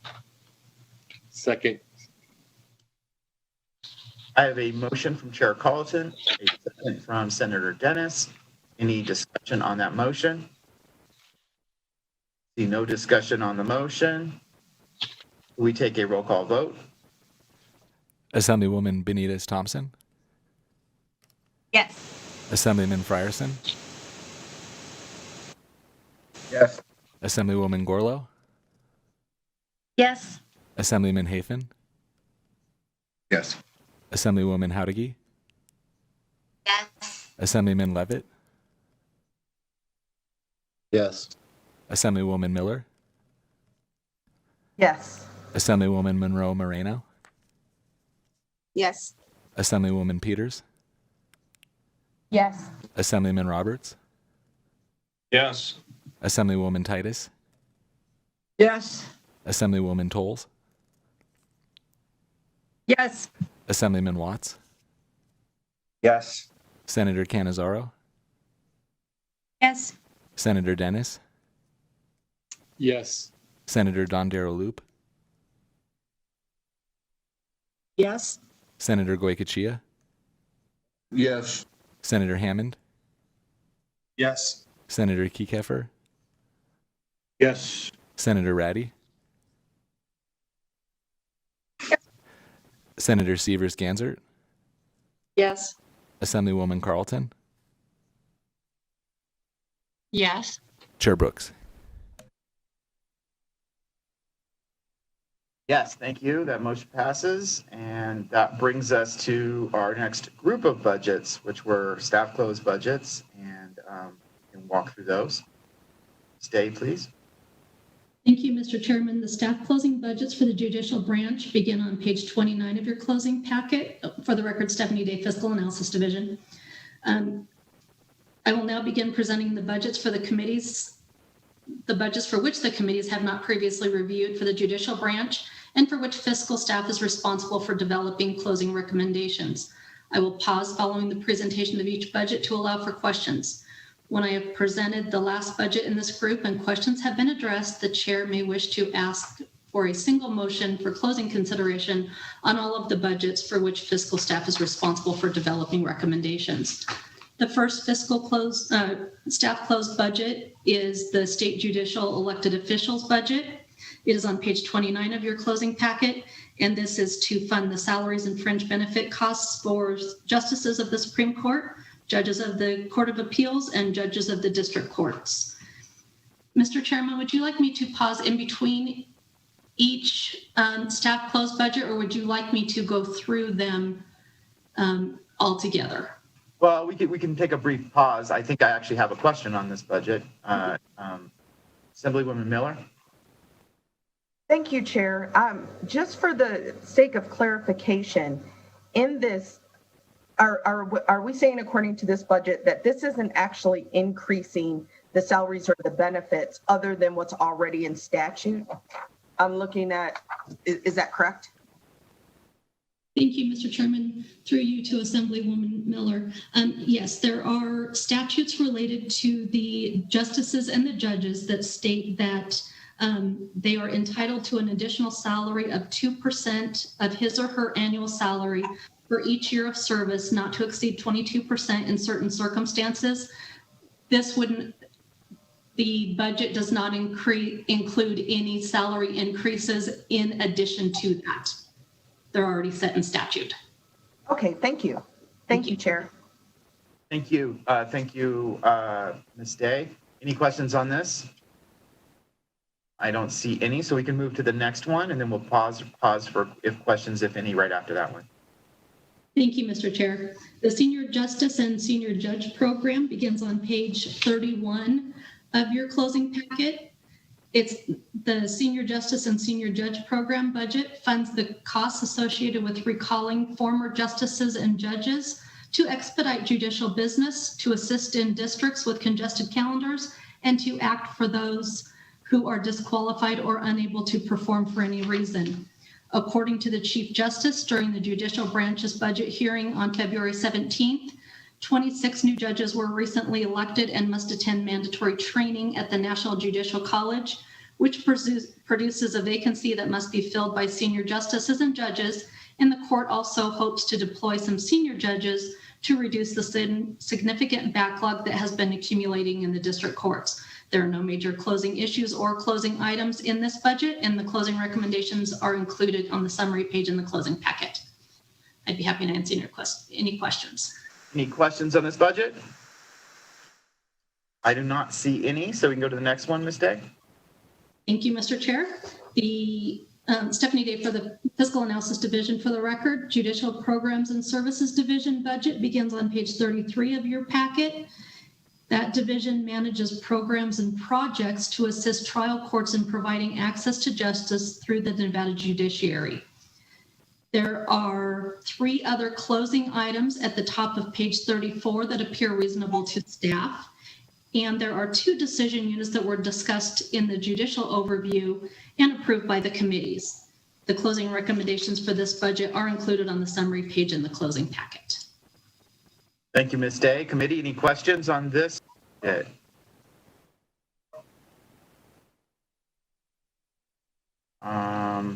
do not see any, so we can move to the next budget. Thank you, Mr. Chair. For the record, Stephanie Day, Fiscal Analysis Division. The judicial education budget begins on page 35 of your closing packet. That program provides for the continuing education of Supreme Court justices, Court of Appeals judges, district court judges, justices of the peace, and municipal court judges. It also provides educational and training opportunities to court administrators, staff of the Nevada court system, senior judges, and hearing masters. There are no major closing issues or closing items in this budget. There are 3 decision units that were discussed in the judicial overview and approved by the committees. Closing recommendations are included in the summary page. Ms. Day, I believe Assemblywoman Miller has a question. Thank you, Chair. Yes, Ms. Day. My question is for the different roles that are mentioned here, and we're talking about the continuing education. My question is first, is that continuing education that's required as part of their professional responsibilities, or is that something that the state is requiring? And with that, is the state completely covering the cost of all of the continuing ed, or is this also stuff that these professionals are paying for out of pocket? Thank you, Mr. Chair. Through you to Assemblywoman Miller. Staff does not know the answer to that question. Maybe the Supreme Court could help me out. Thank you. To Assemblywoman Miller, this is Chief Justice Hardesty.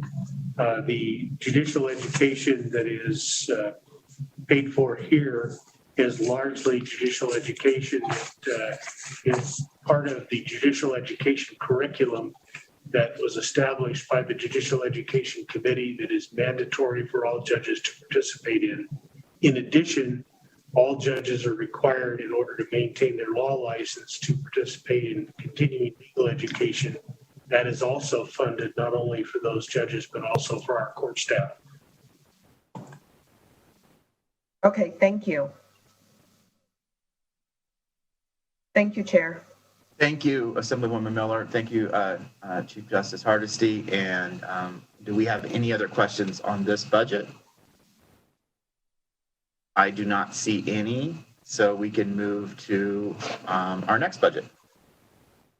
Thank you, Mr. Chair. For the record, Stephanie Day, Fiscal Analysis Division. The specialty court budget begins on page 37 of your closing packet.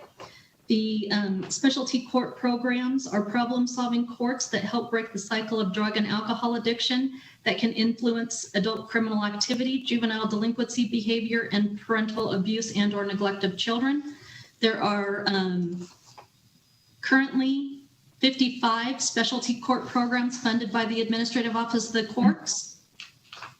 According to the Nevada Judiciary 2020 annual report, in fiscal year 2020, those programs served 5,866 participants, and of that number, 2,372 participants were new admissions to various programs, and 1,393 participants graduated.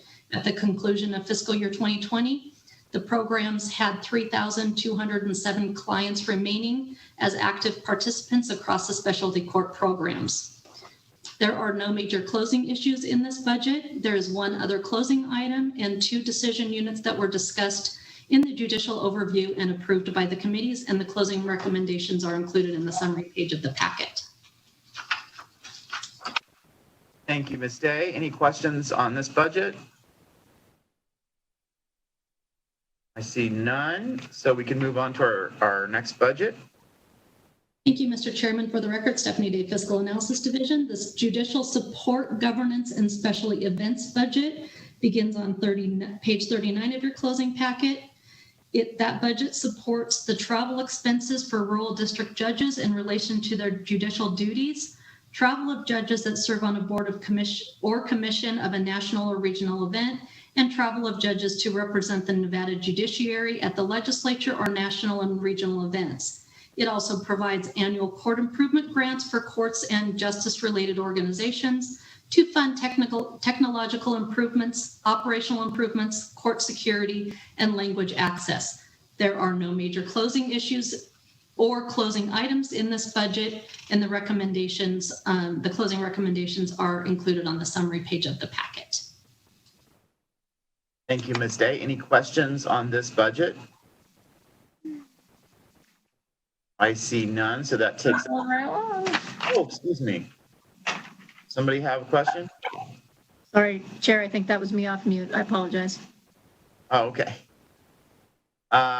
So I don't think we have any questions on this budget, so we can go to our last staff close budget before we go to the summary of all the staff closes. Thank you, Mr. Chairman. For the record, Stephanie Day, Fiscal Analysis Division. The Judicial Retirement State Share account begins on page 41 of your closing packet. It is an actuarial reserve system administered in a separate trust fund by the Public Employees Retirement System for the judicial branch, or excuse me, for the, it's the judicial retirement system. It's actually for the judges. The budget is funded entirely by general fund appropriations.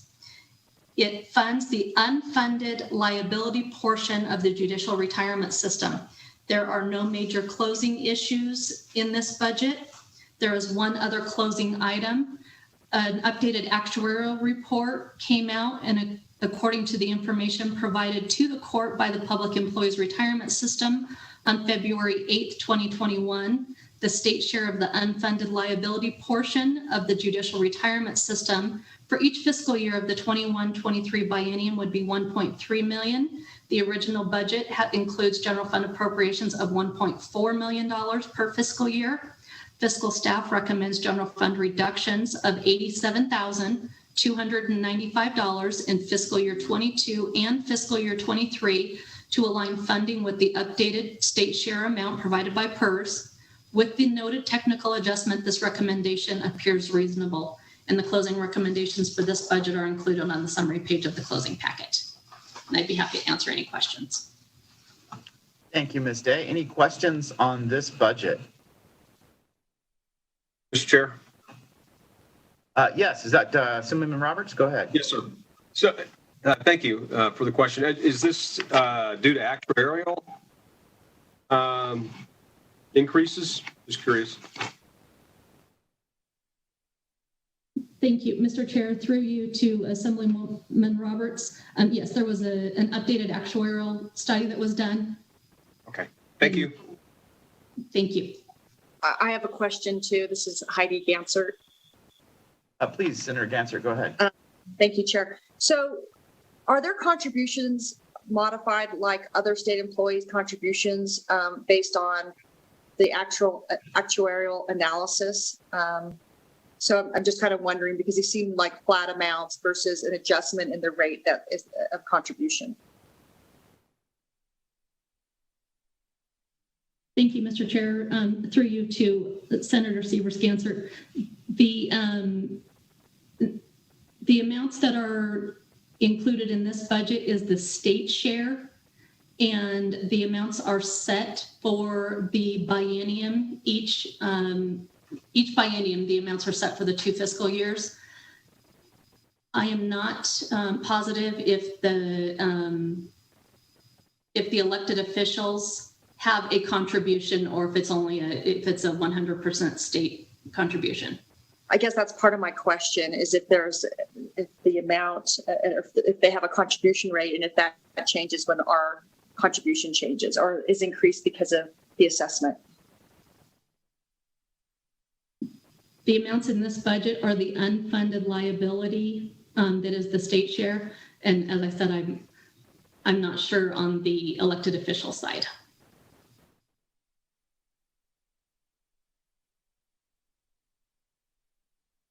Mr. Chairman? Do we have anyone? Oh, Senator Kiefer. Thank you. I know that the judicial retirement system, as well as the legislative and PERS generally, police, fire, always go through the same actuarial analysis. If that's an answer to Senator Gansard's question.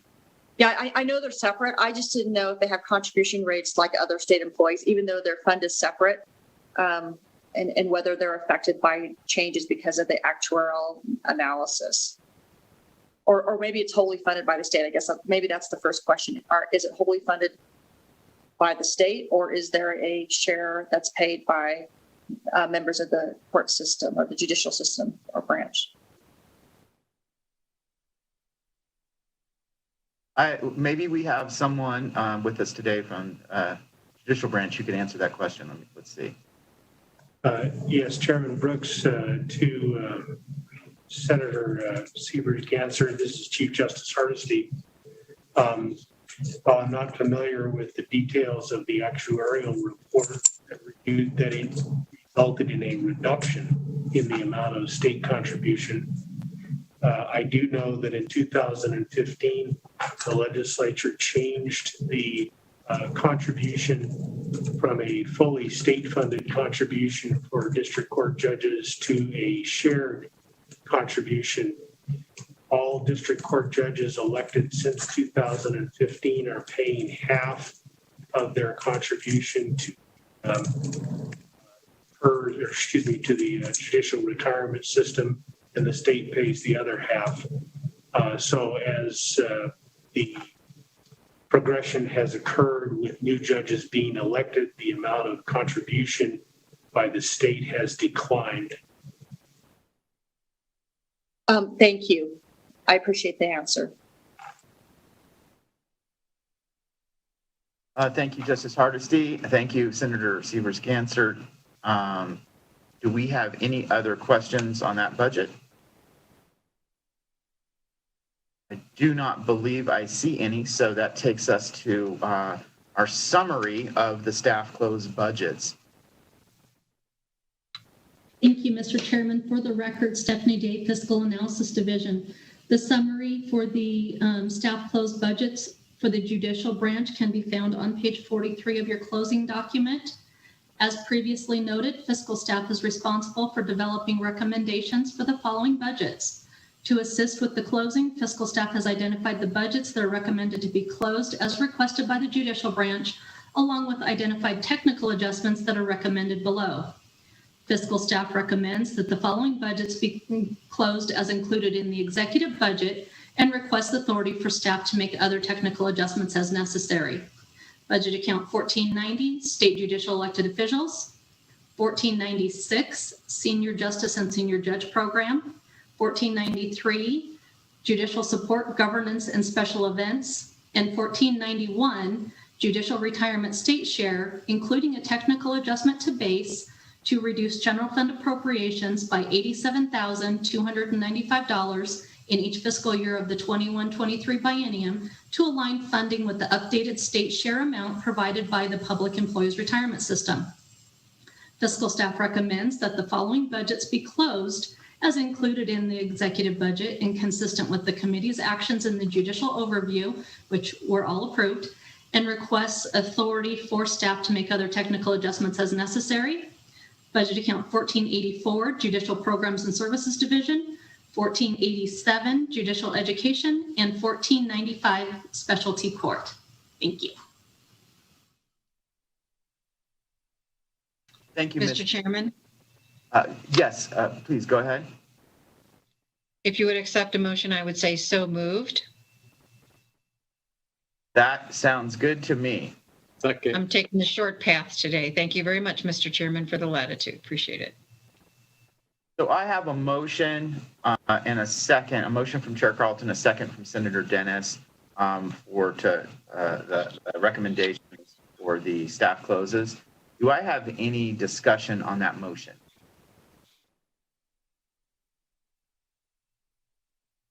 I do not see any. So we can take a roll call vote on those budgets. Assemblywoman Benitez Thompson. Yes. Assemblyman Frierson. Yes. Assemblywoman Gorlow. Yes. Assemblyman Hafen. Yes. Assemblywoman Howdigi. Yes. Assemblyman Levitt. Yes. Assemblywoman Miller. Yes. Assemblywoman Monroe Moreno. Yes. Assemblywoman Peters. Yes. Assemblyman Roberts. Yes. Assemblywoman Titus. Yes. Assemblywoman Tolles.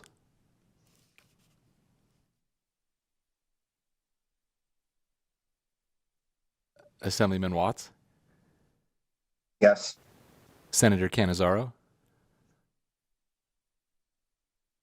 Yes. Senator Dennis. Yes. Senator Don Darrell-Loop. Yes. Senator Goycochea. Yes. Senator Hammond. Yes. Senator Kiekefer. Yes. Senator Ratty. Yes.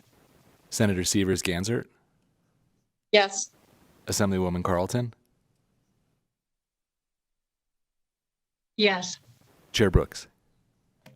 Yes, motion carries, and with all the members present, and that wraps up our agenda with the judicial branch. And I want to thank Chief Justice Hardesty and all.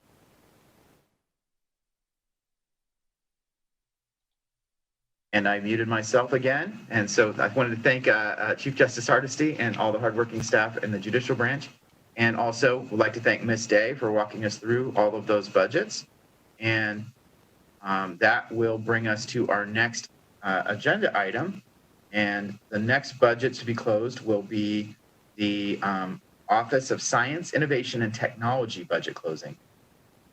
And or we refer to it as OSIT. We have Mr. Tower here to present the closing. And if you could get started when you get a chance, we are ready to go. Thank you, Chair. Christian Tower, LCB, Fiscal Analysis Division. For the record, the committees find closing recommendation for consideration for the Office of Science, Innovation, and Technology in the meeting package from page 45 on. As background to the closing decisions before the committees, in response to the coronavirus pandemic and required budgetary reductions, the OSIT reverted a total of 1.5 million, or 35.5% of its legislatively approved budget in fiscal year 2020 to the general fund. The recommendations before the committee serve one purpose, namely restoring the funding for the various programs of the OSIT to pre-coronavirus levels. The first major issue before the committee concerns the restoration of Broadband State Match Program funds. The Broadband State Match Program leverages state funds to draw down federal funds used to improve internet connectivity, schools and libraries in Nevada. The executive budget recommends adding $947,940 general fund dollars in each fiscal year of the 2021-23 biennium to restore funding for the Broadband State Match Program. The decision before the committee can be found on page 47 of the meeting package. Do the committees wish to approve the restoration of funding for the Broadband State Match Program to the 2019 legislatively approved level by adding $947,940 in general fund to the OSIT's budget in each year of the 2021-23 biennium. Thank you, Mr. Tower. Do any of the committee members have any questions on this budget?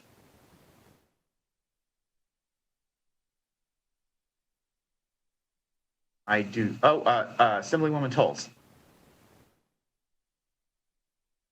Thank you, Mr. Chair. And of course, we know how incredibly valuable this is. We've learned through the pandemic how important that connectivity is. I guess I just wanted to note for the record that I support this, and I also imagine that I just want to go back to the state match program. And I'm sorry if I missed it here, but how much in federal matching did we get as a result of or will we get as a result of this investment? Thank you.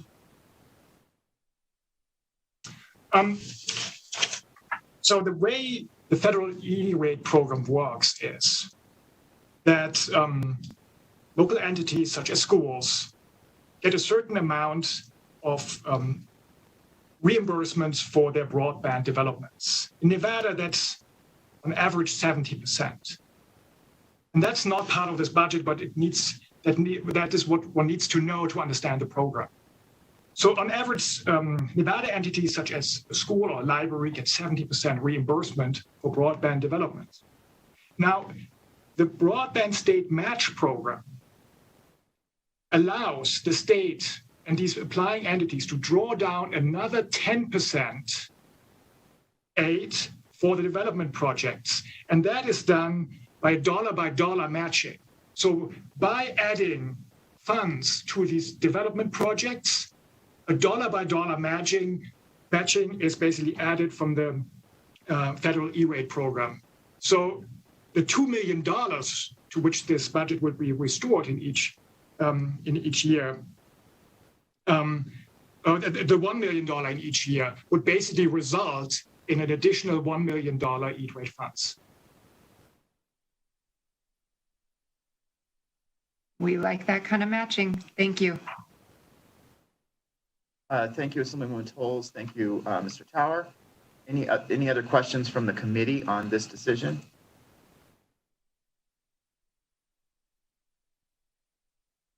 I see none, so I would be prepared to entertain a motion on this decision. So, Mr. Chairman, if I may, I would move to approve the restoration of funding for the Broadband State Match Program to the 2019 legislatively approved level by adding $947,940 in general funds to the OSIT's budget in each year of the 21-23 biennium. Second. Second. All right, I have a motion from Chair Carlton and a second from what I believe was Senator Dennis. And any discussion on that motion?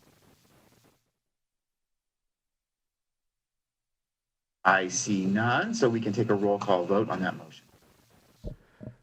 Assemblywoman Benitez Thompson, Yes. Assemblyman Frierson, Yes. Assemblywoman Gorlow, Yes. Assemblyman Hafen, Yes. Assemblywoman Howdigi, Yes. Assemblyman Levitt, Yes. Assemblywoman Miller, Yes. Assemblywoman Monroe Moreno, Yes. Assemblywoman Peters, Yes. Assemblyman Roberts, Yes. Assemblywoman Titus, Yes. Assemblywoman Tolles, Yes. Assemblyman Watts, Yes. Senator Cannizzaro, Yes. Senator Dennis, Yes. Senator Don Darrow-Loop, Yes. Senator Goycochea, Yes. Senator Hammond, Yes. Senator Kiekefer, Yes.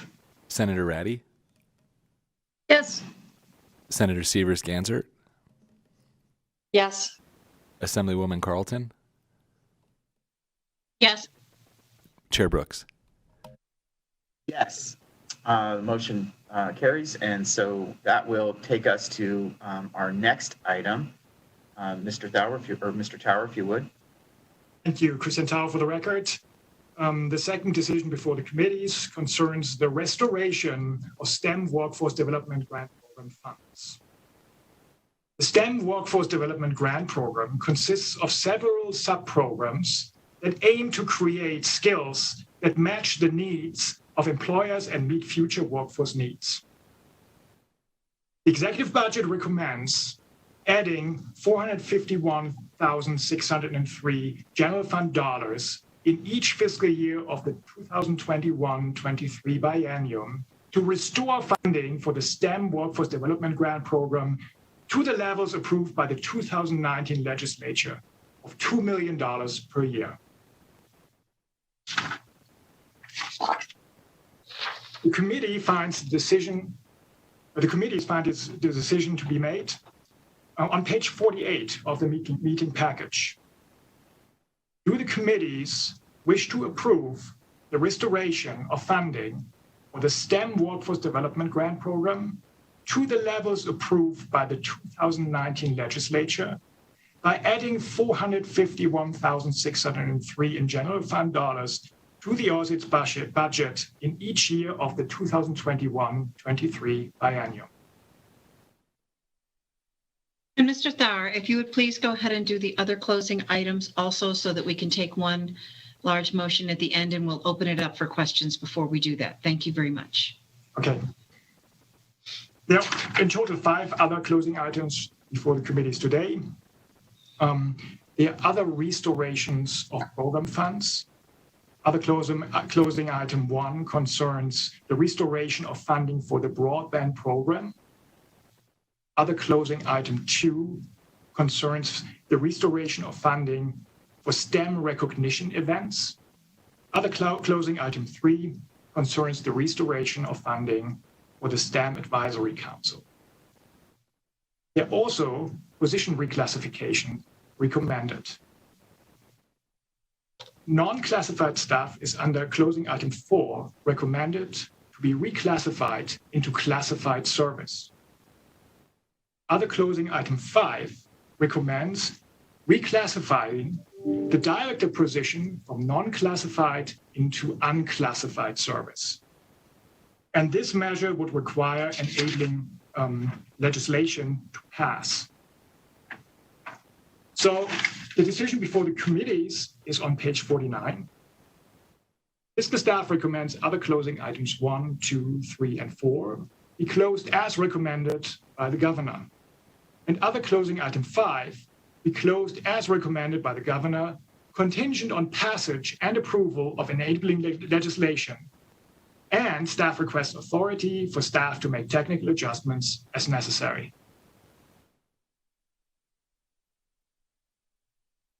So with that, committee, are there any questions on the restoration of funding or the other closing items at this time?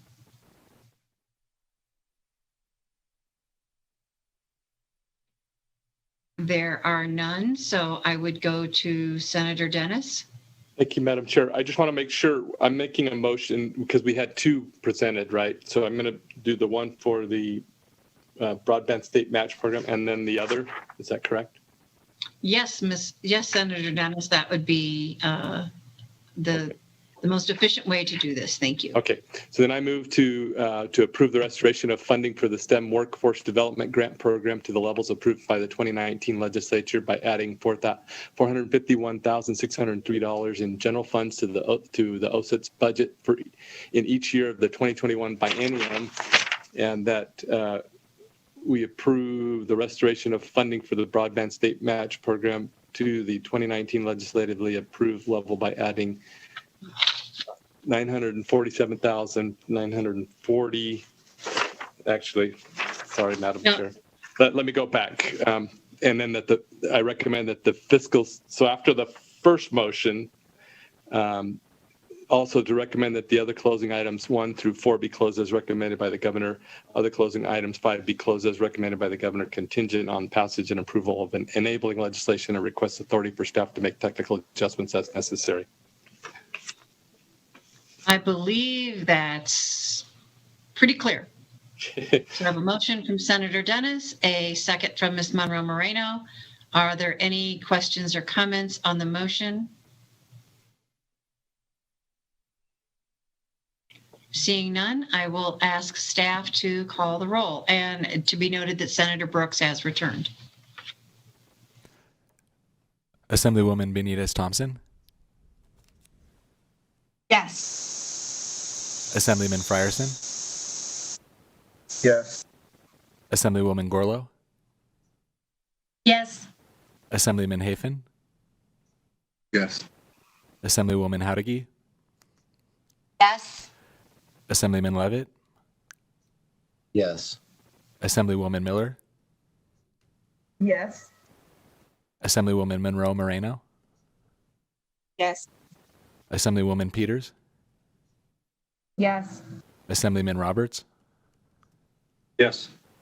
Assemblywoman Titus, Yes. Assemblywoman Tolles, Yes. Assemblyman Watts, Yes. Senator Cannizzaro, Yes. Senator Dennis, Yes. Senator Don Darrell-Loop, Yes. Senator Goycochea, Yes. Senator Hammond, Yes. Senator Kiekefer, Yes. Senator Ratty,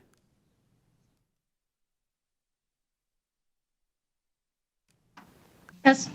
Senator Severs-Gansert, Yes. Assemblywoman Carlton, Yes. Chair Brooks.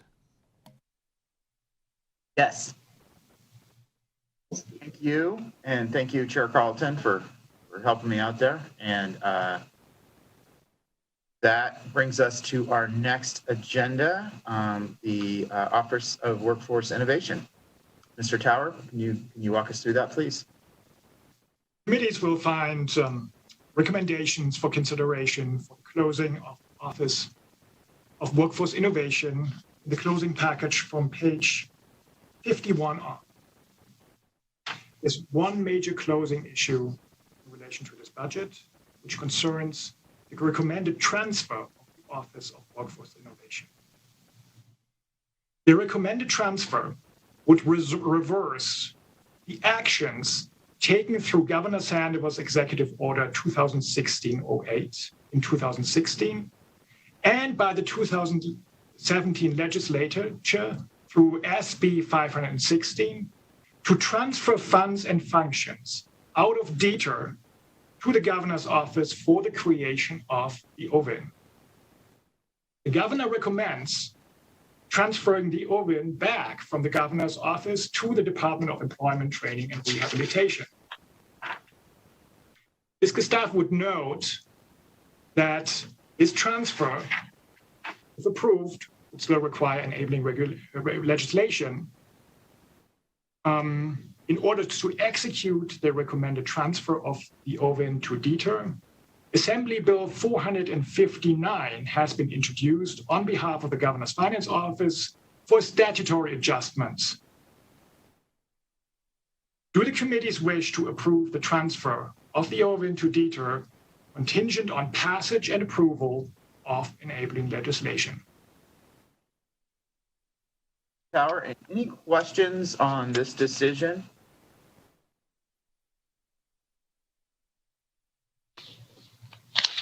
I do not see any questions on this decision. Mr. Tower, could we go through the other closing items as well? And maybe we can take a motion on this decision as well as the other closing items at the end of that. Of course, Chair. Christian Tower for the record. There are several other items also in relation to this budget before the committees. Other closing item 1 concerns the replacement of computer equipment. Other closing items 2 and 3 concern position transfers. One position would be transferred out of the Office of Workforce Innovation to the P20 budget, which will be closed directly after the OVIN's budget. And one position would be transferred in from the P20 budget to the OVIN. And this change in positions between OVIN and the P20 budget is to align the functions of these positions with budgetary funds. So the office, the position that will be transferred out works mainly for the P20 budget, and the position that is being transferred in mainly works for the Office of Workforce Innovation. There are also a number of position reclassifications under other items. Other item 4 recommends the reclassification of the director of the OVIN from non-classified to unclassified service with no change in salary or position costs. I jump now for a second to other closing item 6, which concerns the reclassification or the recommendation for the reclassification of the apprenticeship director position from non-classified into unclassified service. This recommendation was amended through Amendment A214, 79/1004. The position was at first reclassified into classified service, and now through the amendment, the position would be reclassified from non-classified into unclassified service. There's also a technical adjustment to this amendment. Other closing item 7 recommends position reclassifications from non-classified service into classified service, and there's a technical amendment recommended by staff for this measure. Remaining is other closing item 5. On March 9th, 2021, the Governor's Finance Office transmitted Budget Amendment A214, 79/1004 to recommend the addition of $725,000 in newly received federal U.S. Department of Labor grant funds in each year to the budget of the OVIN. With the grant funds, the OVIN plans to help unemployed, underemployed, low-skilled incumbent workers, veterans, military spouses, and underrepresented populations in rural Nevada to transition to middle to high-skilled healthcare occupations through various types of workforce development programs. The OVIN would implement this project in coordination with Nevada Works and the Nevada Hospital Association, as well as community colleges. Fiscal staff would note that at its April 1st, 2021 meeting, the Interim Finance Committee approved OVIN's acceptance of this grant already and added $625,000 to the OVIN's budget of these grant funds in fiscal year 2021. On page 54, on the bottom, there are the recommendations and decisions before the committees concerning other items. Fiscal staff requests authority to make technical adjustments as necessary and recommends other closing items 1, 2, and 3 be closed as recommended by the governor. Other closing item 4 be closed as recommended by the governor, contingent on passage and approval of enabling legislation. Other closing item 5 be closed as recommended by the governor's budget amendment A214791004. Other closing item 6 be closed as recommended by the governor's budget amendment A214791004 with the noted technical adjustments and pending on passage and approval of enabling legislation. And finally, other closing item 7 be closed as recommended by the governor's budget amendment A214791004 and with the noted technical adjustments. Thank you, Mr. Tower. Do the committee members have any questions on those other closing items? Mr. Chairman, if I may. Yes, Chair Carlton. Thank you. And I'm not making a motion. I'm just going to make a statement. So I'm very happy to see that what we have been calling Owen is going back into Diener. My motion would be to do something else with Owen, but this is the first step towards, I believe, what we need to fix. And if we are going to start putting things back where they actually belong under item number 6, and that's not for today, this will be more for AB 459, which is scheduled for hearing in Ways and Means this evening, to actually talk about putting the apprenticeship director back where we believe they should be, but that'll be discussed then. So I appreciate the discussion. There's a lot of moving pieces in this. There was a lot of moving pieces when we moved it before. So we're going to just work really hard to make sure that everything goes back to where we think it belongs. Thank you very much. Thank you, Chair Carlton. I share your views on these matters, and I'm glad to see that we're kind of realigning some things after trying some other things for a few years. So any other comments? Assemblywoman Tolles. Yes, thank you, Mr. Chair and Vice Chair. I actually do have a comment on my position on this, but would it be better to state this now or after the motion? If it's not a question or comment on the actual items that we discussed, and it's going to be more of a comment on the motion itself, then maybe you can wait till the motion's made, then we'll open for discussion then. So that is up to you. Sure. Okay, thank you. Any other questions on these closing items? All right, I don't see any, so I would like to have a motion on the decision on page 53, as well as the suggestions on recommendations on page 54. So with that, Mr. Chairman, I'll give it a good try. So I would move to approve the transfer of Owen to Dieter contingent upon passage and approval of enabling legislation. And I would also move as fiscal staff's authority to make technical adjustments as necessary, and recommends other closing item 1 through 3 be closed as recommended by the governor. Other closing items 4 be closed as recommended by the governor, contingent on passage and approval of enabling legislation. Other closing item 5 be closed as recommended by the governor's budget amendment A214791004. Other closing item 6 be closed as governor recommended. As recommended by the governor, budget amendment A214791004 with the noted technical adjustments and pending on passage and approval of enabling legislation. And other closing item 7 be closed as recommended by the governor's budget amendment A214791004 and with the noted technical adjustments. Second. I have a motion from Chair Carlton that captures everything perfectly, and a second from Senator Dennis. Any discussion on this motion?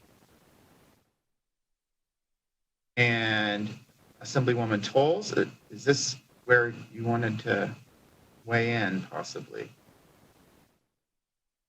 Yes, Chair, thank you for that. And I supported SB 516 back in 2017. As I recall, it was broadly supported by business and labor and K through 12 and higher ed. And my understanding is that it's really helped to have it under that office to be able to be nimble enough to go after outside funds and that coordinated effort. So I do not support moving it back to Dieter. I supported moving it out of Dieter into the governor's office, and I still think that it's most appropriate to stay there. I know we'll get more into those discussions in this evening's hearing, but for those reasons, I will not be supporting this transfer. Thank you. Thank you, Assemblywoman Tolles. Any other discussion on this motion? And thank you, Mr. Chairman. I did make the motion. It's unusual to actually make a comment afterwards, but I think we want to be clear about citing folks' support on something that was a couple of sessions ago. We know how negotiations work and how people will stand down to be part of the process, but there have been numerous issues on Owen, a lot of them brought forward by labor. So I would just want to make sure that the record is clear that just because someone supported it or stood down in 17 doesn't necessarily mean there is support today. So thank you, Mr. Chairman. Thank you, Chair Carlton. Any other discussions on the motion? Assemblyman Roberts. Thank you, Mr. Chair, and I appreciate the discussion and look forward to the discussion this evening. With all the challenges that Dieter's having now, adding another job onto him at this time to me is I just can't support it. Maybe later in a couple of years when they get everything back on their feet and we give them the things that we gave them during the special session and probably some more in some of the funding this session. I just think the timing is bad and I can't support it. Thank you, Assemblyman Roberts. Any other discussion on the motion? I do not see any, so we can take a roll call vote on the motion. Assemblywoman Benitez Thompson, Yes. Assemblyman Frierson, Yes. Assemblywoman Gorlow, Yes. Assemblyman Hafen, No.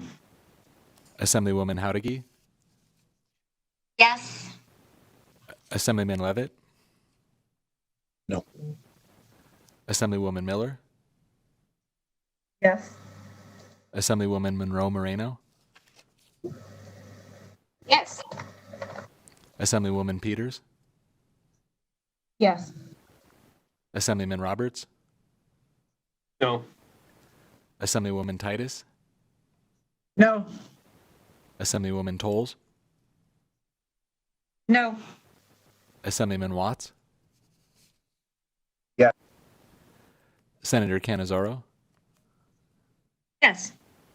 Senator Dennis, Yes. Senator Dondero Loop, Yes. Senator Goycochea, No. Senator Hammond, No. Senator Kiekefer, No. Senator Ratty,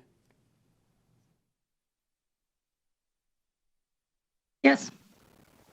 Senator Severs Ganzert, No. Assemblywoman Carlton, Yes. Chair Brooks. Yes, and that motion passes with a majority from the members present.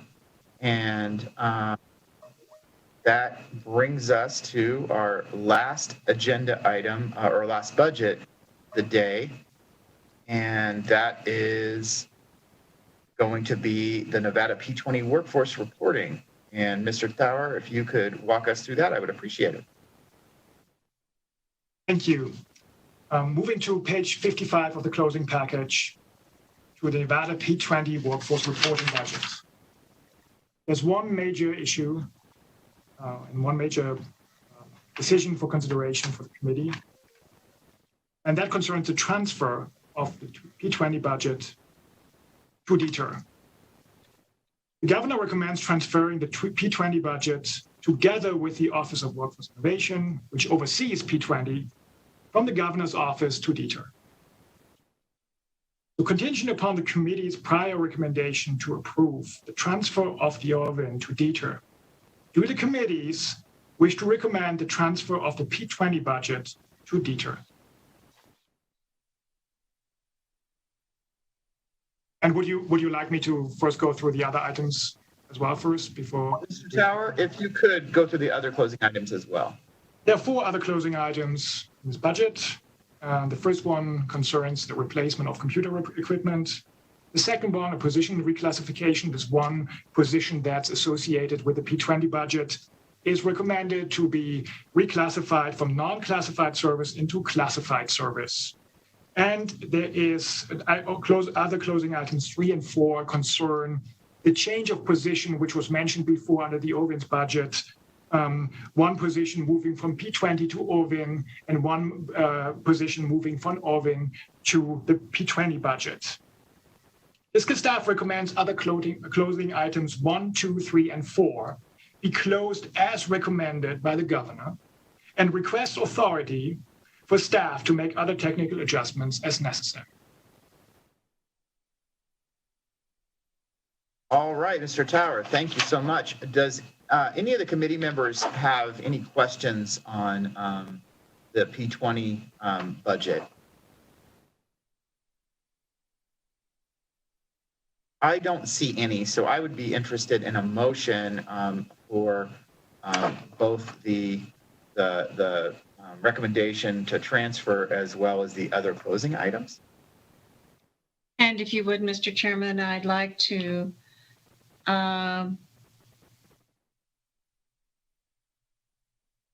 move contingent upon the committee's prior recommendation to approve the transfer of Owen to Dieter, to move that we recommend the transfer of the P20 budget to Dieter.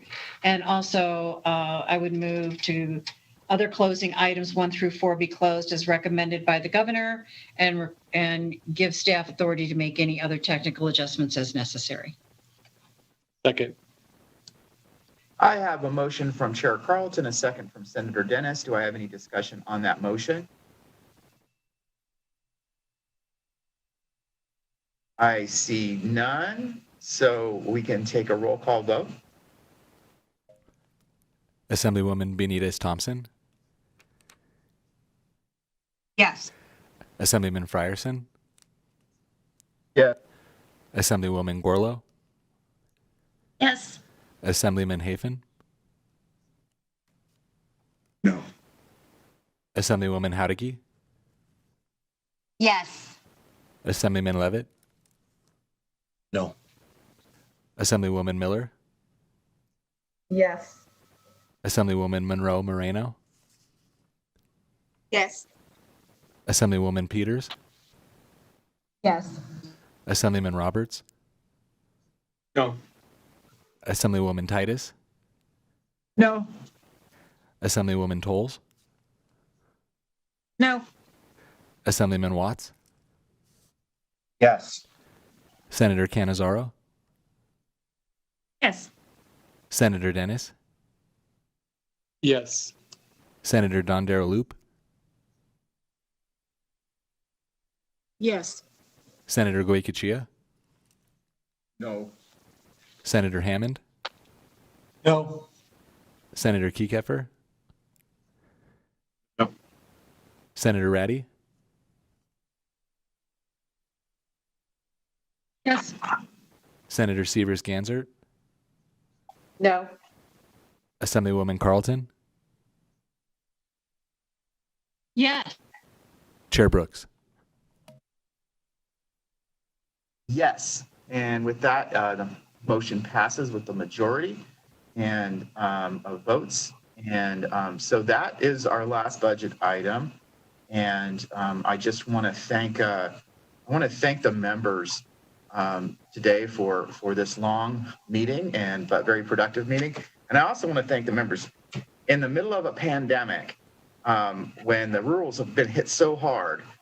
In this budget that we just voted on, this last budget, we are transferring $725,000 more of grant funds in each year of the biennium to rural hospitals. And so I really want to thank the members who voted to transfer federal money to rural hospitals in the middle of a pandemic. Those who voted on that. And so I don't see any other agenda items today. So that moves us to the final agenda item, and that is going to be public comment. So Mr. Tower, thank you for presenting those budgets and helping us with that. And let's go to our final agenda item. That is public comment. And so broadcast, will you see if we have anyone on the line, and we'll give a minute to see if they can jump on. Thank you, Chair Brooks. The public line is open and working. However, there are no callers at this time.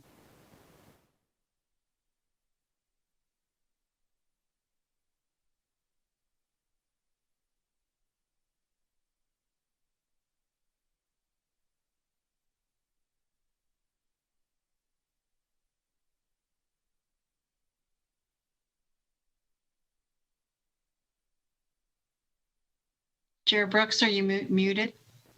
I am. I'm just waiting to see if we get we have a little bit of a delay, so just giving them a little bit of time. Okay, thank you. Thank you, Chair. BPS standing by.